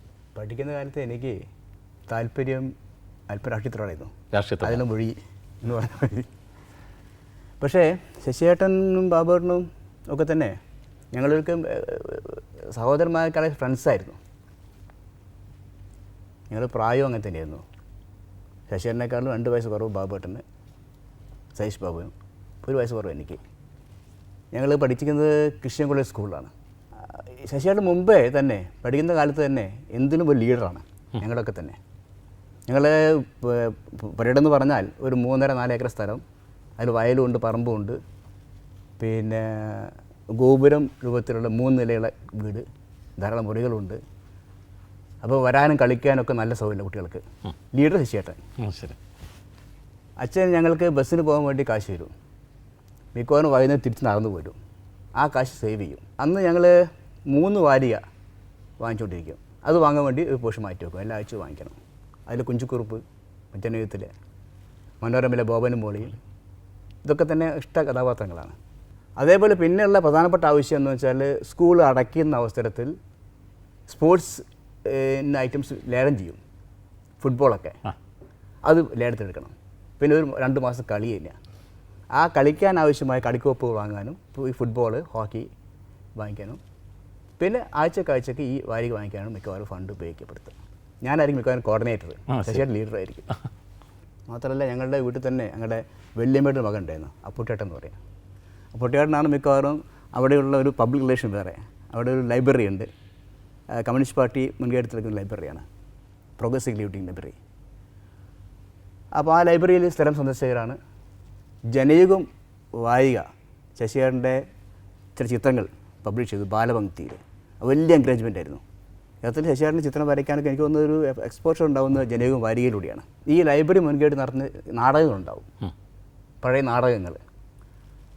നേരത്തെ പറഞ്ഞ പോലെ വലിയ വീടൊക്കെ ആയതുകൊണ്ട് നാടകത്തെ റിഹേഴ്സൽ മിക്കവാറും വീട്ടിൽ തന്നെ ആയിരിക്കും. അച്ഛന് അവർക്ക് വലിയ പ്രോത്സാഹനമായിരിക്കും. അതെനിക്ക് തോന്നുന്നു അത്തരം ഒരു ബാല്യകാലമാണ് ആയിരിക്കും അല്ലേ ഇങ്ങനെയുള്ള ഒരു എന്താ പറയുക ഒരു കലാഹൃദയം ഉണ്ടാകാനും ഇങ്ങനെയുള്ള സിനിമകൾ ഉണ്ടാക്കാനും ഒക്കെ ഒരു തുടക്കം ഉണ്ടാകുന്നത് എപ്പോഴും. അത് മാത്രമല്ല അച്ഛൻ്റെ പ്രോത്സാഹനമുണ്ട്. അച്ഛൻ നന്നായി പ്രോത്സാഹിച്ചിട്ടുണ്ട്. ശശിയേട്ടനെ അച്ഛൻ പാട്ട് പഠിപ്പിച്ചിട്ടുണ്ട്, ഡ്രോയിങ് പഠിപ്പിച്ചിട്ടുണ്ട്. അത് ഞാൻ പറഞ്ഞിട്ടുണ്ട്, പാട്ട് പഠിപ്പിച്ച. പിന്നെ അങ്ങനെ എല്ലാവരും ഫോട്ടോഗ്രാഫി പഠിപ്പിക്കാനുള്ള എനിക്ക് തീരെ ഇഷ്ടമല്ല പാട്ട് പഠിക്കാൻ. അമ്മയ്ക്ക് പറയുമ്പോൾ വരയ്ക്കാൻ പറഞ്ഞ് വരച്ചോളൂ. പാട്ട് പഠിപ്പിക്കാൻ മാഷ് ഞങ്ങൾ ഇതുപോലെ തിണ്ണയുണ്ട്, 3 വരാന്തയാണ്, 2 രണ്ടാമത്തെ താഴെ അവിടെ ഇതിൻ്റെ മേലെ ഇരുന്ന് പായിട്ടാണ് പഠിപ്പിക്കുക. ഇയാൾ ശല്യം വയ്ക്കാണ്ട് ഒരു ദിവസം ഞാൻ പുൽപ്പായ വലിച്ചു താഴെ വീണു, പിന്നെ വന്നില്ല. പാട്ട് കൊടുത്ത് നിർത്തി. എനിക്ക് സിനിമയിൽ വരാൻ എൻ്റെ പ്രേരണ ഉണ്ടായത് എനിക്ക് പ്രചോദനം ഉണ്ടാക്കി തോന്നുന്നത്, ശശിയേട്ടൻ ഈ ഫോട്ടോഗ്രാഫി പഠിക്കാൻ വേണ്ടി നാഷണൽ സ്റ്റുഡിയോ കോഴിക്കോട് സ്റ്റുഡിയോ ഉണ്ട്, എസ് സ്ട്രീറ്റിൽ. അവിടെ പഠിക്കാൻ പോകാറുണ്ട്. സ്കൂൾ പഠിക്കുന്ന ക്ലാസ് കഴിഞ്ഞാൽ പോകാറുണ്ട്. ഒരു ദിവസം കാണാൻ സൈക്കിളിൽ സ്കൂളിൽ പോകാറില്ല ചിലപ്പോഴൊക്കെ. തിരിച്ച് വരുമ്പോൾ സൈക്കിളിൽ ഇരുന്ന് ചാടി ചാടി വീട്ടിൽ കയറി വരുന്നു. ഇത് എത്ര സന്തോഷം എന്ന് വെച്ചപ്പോൾ സത്യനെ കണ്ടു എന്നുള്ളതാണ്. ശരി. സത്യനും നെല്ലിക്കോട് ഭാസ്കരനും നാഷണൽ ഓഡിഷൻ പോയപ്പോൾ ശശിയേട്ടനെ കണ്ട് ശശിയേട്ടൻ പരിചയപ്പെട്ടു സത്യനായിട്ട്. ശരി. അപ്പോൾ സത്യൻ എന്തുകൊണ്ട് താല്പര്യം കാണിച്ച് തോന്നിയിട്ടുണ്ടാവും. സത്യൻ ക്ഷണിച്ചു ശശിയേട്ടനെ, മദ്രാസിൽ വരുന്നതെന്ന് ചോദിച്ചു. ആ ചോദ്യമാണ് മനസ്സിൽ കടന്ന്. പിന്നെ അധികാരം ഉണ്ടായില്ല. ഒരു 5-6 മാസം കൊണ്ട് തന്നെ മനസ്സിൽ പുറപ്പെട്ടിരിക്കുന്നു. അപ്പോൾ സത്യൻ എന്ന അനശ്വര നടനെ കണ്ടതും പരിചയപ്പെട്ടു ആയിരിക്കും ശശിയേട്ടൻ എനിക്ക് ഒന്ന് സിനിമയിലേക്ക് വഴുത്തിട്ടുണ്ടായി എൻ്റെ തോന്നല കേട്ടോ. മഹാനായ ഒരു കലാകാരനെ നമ്മൾ അല്ലെങ്കിൽ ഒരു ചിത്രകാരനെ നമ്മൾ കാണുമ്പോൾ നമ്മൾ ഒരിക്കലും ആലോചിച്ചിട്ടുണ്ടാവില്ല ഇദ്ദേഹം കുട്ടിക്കാലത്ത് അച്ഛൻ നൽകുന്ന യാത്രാക്കൂലി സ്വരൂപിച്ച് വെച്ച് മാസികകൾ വാങ്ങുകയും വായിക്കുകയും അതിലെ ചിത്രങ്ങൾ വരയ്ക്കാനുള്ള പ്രചോദനമുണ്ടാകുകയും അതിൽ നിന്ന് തൻ്റെ ജീവിതമാർഗം തന്നെ ആ മേഖലയിലേക്ക് കൊണ്ടുവരാനുള്ള തുടക്കം അന്നു മുതലേ അദ്ദേഹം അത് ചെയ്തിരുന്നുവെന്ന് നമുക്ക് മനസ്സിലാകുന്നത് ഇത്തരം ബാല്യകാല ഓർമ്മകൾ നമ്മളിവരൊക്കെ ആയിട്ട് പങ്കുവെക്കുമ്പോഴാണ്. ഇങ്ങനെയാണ് സമാഗമം അന്വർത്ഥമാകുന്നത്. ശശിയേട്ടനോടൊപ്പമുള്ള അനുഭവങ്ങൾ ഇത്രയും നേരം നമ്മളോടൊപ്പം പങ്കുവെച്ചത് ശശിയേട്ടൻ്റെ നിർമ്മാതാവ്, ശശിയേട്ടന് വേണ്ടി തിരക്കഥ എഴുതിയ ഷെരീഫ് ക, അല്ലെങ്കിൽ ശശിയേട്ടൻ്റെ സുഹൃത്ത്, അല്ലെങ്കിൽ ജീവിത പങ്കാളിയായ സീമ ചേച്ചി, സഹോദരൻ ശശാങ്കൻ ചേട്ടനൊക്കെയാണ്. ശശിയേട്ടൻ്റെ സഹസംവിധായകർക്ക് എന്താണ് പറയാനുള്ളത്, അല്ലെങ്കിൽ സഹസംവിധായകർ എങ്ങനെയാണ് ശശിയേട്ടനെ കണ്ടിട്ടുള്ളതെന്ന് നമുക്കൊന്ന് അറിയണ്ടേ. ശശിയേട്ടൻ്റെ ഏറ്റവും പ്രിയപ്പെട്ട സഹസംവിധായകനായിരുന്ന ശ്രീ അനിൽ ഇവിടെ എത്തിയിട്ടുണ്ട്. നമുക്ക് അദ്ദേഹത്തെ ഈ വേദിയിലേക്ക് ക്ഷണിക്കാം. അദ്ദേഹത്തിന് എന്താണ് പറയാനുള്ളതെന്ന് കേൾക്കാം. ശശിയേട്ടൻ്റെ പ്രിയപ്പെട്ട സഹസംവിധായകനായിരുന്ന, പിന്നീട് മലയാള സിനിമയിലെ അറിയപ്പെടുന്ന സംവിധായകനായി വളർന്ന ശ്രീ അനിൽ.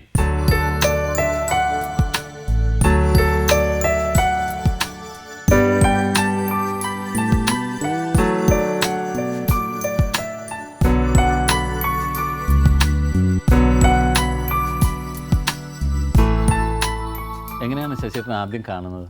മഞ്ഞലാസിൻ്റെ ഒരു ഫിലിം വർക്ക് ചെയ്യാൻ വേണ്ടിയിട്ടാണ് ആദ്യമായിട്ട് മദ്രാസിൽ കാണുന്നത്.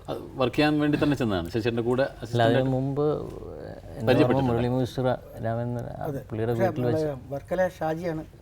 അല്ല, ഷാജിക്ക് മുമ്പ് ജോഷിയാണ് ശരിക്കും കൊണ്ടുവന്നത്, പരിചയപ്പെടുത്തിയത്. അതെ, ശരിയാ. ഒരേ നാട്ടുകാരാണ് ജോഷിയും. സംവിധായകൻ ജോഷിയാണ് ശശിയേട്ടനെ പരിചയപ്പെടുത്തുന്നത് അല്ലേ?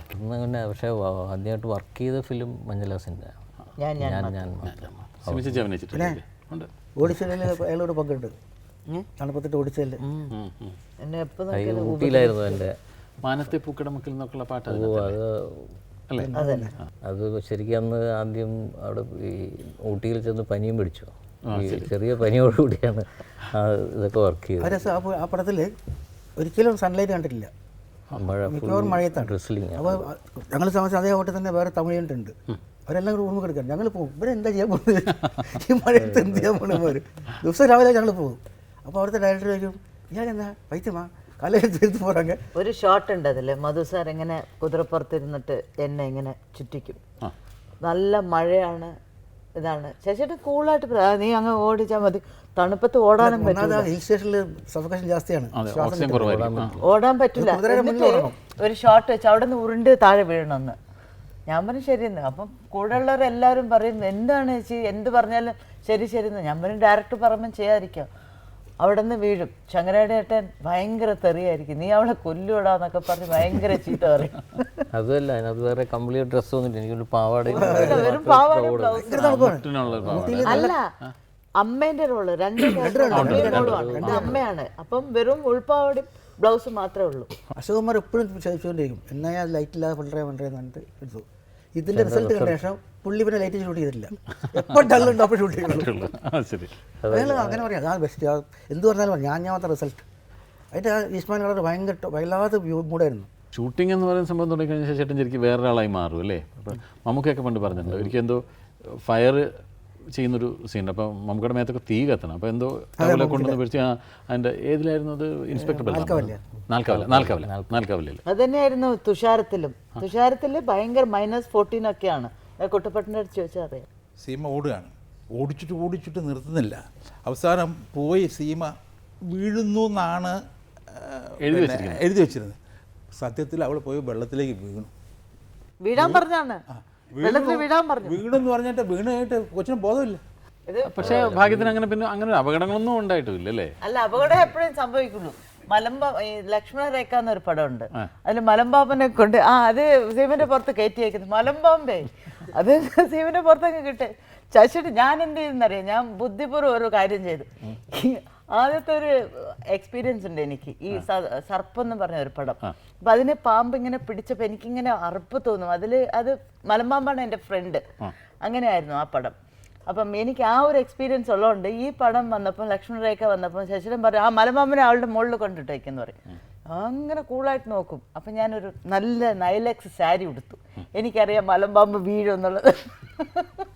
ഷോട്ടിൽ അത് കയറും പതുക്കോന്ന് പറഞ്ഞ് വീഴും. അത് എല്ലാം ഉണ്ടായിരുന്നല്ലോ. അപ്പം ശശിധരൻ പറയും ഈ പണ്ടാരൊക്കെ എന്തോന്ന് കയറുന്നില്ല വീണോണ്ടിരിക്കുന്നു. ഷൂട്ടിങ് കഴിഞ്ഞ് നമ്മൾ തിരിച്ചു വരും. മിക്കവാറും ചിലപ്പോൾ ഞാൻ ഒന്നിച്ച് വരാറുണ്ട്. അപ്പോൾ രാത്രി ഷൂട്ടിങ് കഴിഞ്ഞ് കാറ് കയറി ഉറങ്ങും. പക്ഷേ ട്രാവൽ ചെയ്ത് കുറച്ച് ദൂരം പെട്ടെന്ന് ചാടി എടുത്താലേ നമ്മൾ ഇന്നെടുത്ത ആ ഷോട്ടിൽ ഒരു ചെറിയ കുഴപ്പമുണ്ട്, അത് നമുക്കൊന്ന് മാറ്റിയെടുക്കാം, അല്ലെങ്കിൽ അത് നമുക്കൊന്നുകൂടെ അതെന്തോ ശരിയായില്ല. അപ്പോൾ ഈ ട്രാവൽ ചെയ്യുന്ന ആ ഉറക്കത്തിൽ പോലും വർക്കിനോടുള്ളൊരു അത് ഞാനത് അവിടെ നിന്ന് കണ്ടുപിടിച്ചു എന്നാണെങ്കിൽ പറഞ്ഞു. സഹസംവിധായകൻ എന്ന നിലയിൽ എങ്ങനെയായിരുന്നു നമ്മൾ ഈ സിനിമയെ പറ്റിയുള്ള നോളജ് ഒരുപാട് വർദ്ധിക്കാനായിട്ട് ശശിധരനോടൊപ്പമുള്ള പ്രവർത്തനങ്ങൾ ഒരുപാട് ഹെൽപ്പ് ചെയ്തിട്ടുണ്ട്? ഒരുപാട് അതായത് ഓരോ സിനിമ ചെയ്യുമ്പോഴും നമ്മൾ പുതിയ പുതിയ കാര്യങ്ങൾ പഠിക്കുന്നുണ്ടായിരുന്നു. പുതിയ റൈറ്റേഴ്സിൻ്റെ കൂടെ വർക്ക് ചെയ്യാനുള്ള അവസരം കിട്ടിയിരുന്നു. എം ടി സാറിൻ്റെ പടങ്ങളുടെ മിക്കവാറും പടങ്ങൾ ഞാനാണ് വർക്ക് ചെയ്തത്. എൻ്റെ മിക്കവാറും അക്ഷരങ്ങളും 2 പടം ഒഴിച്ചു ബാക്കിയെല്ലാം അത് വളരെ വ്യത്യസ്തങ്ങൾ. രംഗം പോലെയൊക്കെയുള്ള പടങ്ങൾ വർക്ക് ചെയ്തു. പിന്നെ പത്മരാജൻ അവരെയൊക്കെ ഓരോരുത്തരുടെ സ്ക്രിപ്റ്റ് നമുക്ക് പഠിക്കും ചെയ്യുമ്പോൾ ആയപ്പോൾ കോപ്പി ചെയ്യും. കാരണം എം ടിയുടെ സ്ക്രിപ്റ്റ് കോപ്പി ചെയ്യുമ്പോൾ തന്നെ അത് എപ്പോഴും ഒരു എക്സ്പീരിയൻസ് ആണ്. നല്ല ഹാൻഡ് റൈറ്റിംഗ് ആണ്. എനിക്ക് ഈ ഹാൻഡ് റൈറ്റിംഗ് നല്ല അല്ലെങ്കിൽ ഞാൻ സ്ക്രിപ്റ്റ് ഷോർട്ട് ഡിവൈഡ് എനിക്ക് തോന്നില്ല. ശരി, ചില ആരെയും കുത്തി വെച്ചാൽ ഇത് അങ്ങനെ ഒറ്റയ്ക്കും. പിന്നെ അത് വേണ്ട മാറ്റി ചെയ്ത് കൊണ്ടിട്ട് ഷോർട്ട് മാറ്റി ഡിവൈഡ് ചെയ്യാറുള്ളൂ. ഇപ്പോൾ ശശിയേട്ടന് ബിഗ് സ്ക്രീനിൽ നിന്ന് സ്മോൾ സ്ക്രീനിലും ചെയ്യുന്നുണ്ടല്ലോ? ഞാനല്ല, ഇതാ ഇരിക്കുന്നത്. സിനിമ ശശിയാണ് ചെയ്യുന്നത് അല്ലേ? ഡയറക്ടറായി അപ്പോൾ? അതെ, ഡയറക്ടറായി. കണ്ടോ ശശിയേട്ടൻ കണ്ടോ സിനിമ ചേച്ചി ഡയറക്റ്റ് ചെയ്തിട്ട്? ആദ്യത്തെ 2 ദിവസമൊക്കെ ഞാൻ കൂടെ വന്നിരുന്നു, പിന്നെ വിട്ടുപോകും. ശരി, വിട്ടുകൊടുക്കാമെന്ന് മനസ്സിലായി. ഹെൽപ്പുണ്ട്, പക്ഷേ ചെയ്യാറുണ്ട്. പിന്നെ ചെയ്യാനുള്ള ധൈര്യം വന്നപ്പോൾ. അതല്ലേ, എന്താണ് ശശിയേട്ടൻ അതിനൊരു വ്യത്യാസം തോന്നിയിട്ടുണ്ട്? അങ്ങനെ സീരിയലും എനിക്ക് 2 ഒരുപോലെ തന്നെ തോന്നിയിട്ടുള്ളൂ. പലരും പറഞ്ഞ് അങ്ങനെ എല്ലാ സിനിമയിലും സീരിയലും ഒരുപാട് വ്യത്യാസം ഉണ്ടെന്ന്. കാരണം സീരിയലാകുമ്പോൾ ഒരുപാട് ക്ലോസപ്സ് വേണം ഒക്കെ നിർബന്ധം. അപ്പം അത് സിനിമ സീരിയൽ കാണില്ല, TV കാണുന്നില്ല, അതിൽ കുഴപ്പമൊന്നുമില്ലല്ലോ. അപ്പം അതിനല്ലേ സീരിയൽ കാണുമ്പോൾ പിന്നെ എല്ലാം ക്ലോസപ്പ് കാണിച്ചാൽ മനസ്സിലാവുള്ളൂ എന്ന് പറഞ്ഞാൽ അർത്ഥമില്ല എന്ന് പറഞ്ഞാൽ. ഈ ശശിയേട്ടൻ്റെ മേക്കിങ്ങിന് എന്ത് പ്രത്യേകത അനിലിന് തോന്നിയിട്ടുള്ളത് എന്താണ്? സബ്ജക്റ്റ് ഏതൊരു ചെറിയ സീനാണെങ്കിൽ പോലും അതിൻ്റെ ഓരോ ഫ്രെയിമിനും റിസർവ് കൊടുക്കുന്നൊരു ഇമ്പോർട്ടൻസ് വളരെ പ്രധാനമാണ്. അല്ല, ഇന്നിപ്പോൾ പല സംവിധായകരുടെ കൂടെയും നമ്മൾ വർക്ക് ചെയ്യുമ്പോൾ ഒരു സജഷൻ എന്തിനാണ്, അല്ലെങ്കിൽ അതൊരു ക്ലോസപ്പ് എന്തിനാണ്, അതല്ലെങ്കിൽ മറ്റേ ആർട്ടിസ്റ്റിൻ്റെ ഒരു ഓവർ ഷോൾഡർ ഷോട്ട് എന്തിനാണ് എടുക്കുന്നതെന്ന് പോലും ഒരു ഐഡിയ ഇല്ലാതെ വെറുതെ ഷോട്ട്സ് എടുത്ത് കൂട്ടുന്ന ഒരുപാട് സംവിധായകർ നമുക്ക് കാണാം. അല്ല, ഇത്രയും വ്യത്യസ്തമായ സബ്ജക്റ്റ് ചെയ്തിട്ടുള്ള വേറെ ഡയറക്ടർ ഉണ്ടെന്നുണ്ടാവില്ല. കാരണം ആ ലെവലിൽ ജനങ്ങളുടെ അംഗീകാരം അല്ലാതെ മറ്റൊരു രീതിയിൽ അംഗീകരിക്കപ്പെട്ടിട്ടുണ്ടോ എന്ന് എനിക്കൊരു സംശയമുണ്ട്. നമുക്കൊക്കെ അങ്ങനെ തോന്നിയിട്ടുണ്ട്. എന്തായാലും സിദ്ദിഖിന് ഒരുപാട് നന്ദിയുണ്ട്. ഈ ഡയറക്ടറിനെ സംസാരിപ്പിച്ചതിനും കൂടെ ശിഷ്യനെ സംസാരിപ്പിച്ചതിനും ഒരുപാട് നന്ദിയുണ്ട്. അല്ല, ഞാൻ കുറച്ചൊക്കെ സംസാരിക്കും, ഇയാളെ മിണ്ടാറേയില്ല. അല്ല, കുറച്ച് നേരത്തെ കുട്ടമ്മ സാർ പറഞ്ഞ പോലെ ഞങ്ങളൊക്കെ വളരെ കുറച്ച് സംസാരിക്കുകയും കൂടുതൽ പ്രവർത്തിക്കുകയും ചെയ്യുന്നവരാണ്. നമ്മളൊക്കെ വളരെ കുറച്ച് പ്രവർത്തിക്കുന്നതുകൊണ്ടായിരിക്കും ചേച്ചി കൂടുതൽ സംസാരിക്കുന്നത്. അതായത് നമ്മുടെ ഈ പരിപാടി അതിൻ്റെ അവസാന ഘട്ടത്തിലേക്ക് കിടക്കുകയാണ്. ഇങ്ങനൊരു സമാഗമം സംഘടിപ്പിക്കാൻ കഴിഞ്ഞതിനൊക്കെ ഒരുപാട് സന്തോഷം തോന്നുന്നത് ഇത് പ്രേക്ഷകർ കാണുമ്പോൾ മാത്രമല്ല, നമുക്കൊക്കെ ഇത്രയും പേർക്ക് ഒരു ഒന്നിച്ചു കൂടിയിരുന്ന് ഇങ്ങനെയുള്ള അനുഭവങ്ങൾ പങ്കുവെക്കാൻ കഴിയുന്നത് വളരെ റയറായൊരു സംഭവമാണ്. എന്തായാലും പങ്കെടുത്ത എല്ലാവർക്കും, ശശിയേട്ടനും സീമ ചേച്ചിക്കൊക്കെ എൻ്റെ ഏറ്റവും പേഴ്സണലായ ഏറ്റവും വ്യക്തിപരമായ രീതിയിൽ ഞാൻ നന്ദി രേഖപ്പെടുത്തുകയാണ്. വന്നതിനും പങ്കെടുത്തതിനും എല്ലാം നന്ദി ഒരുപാട്.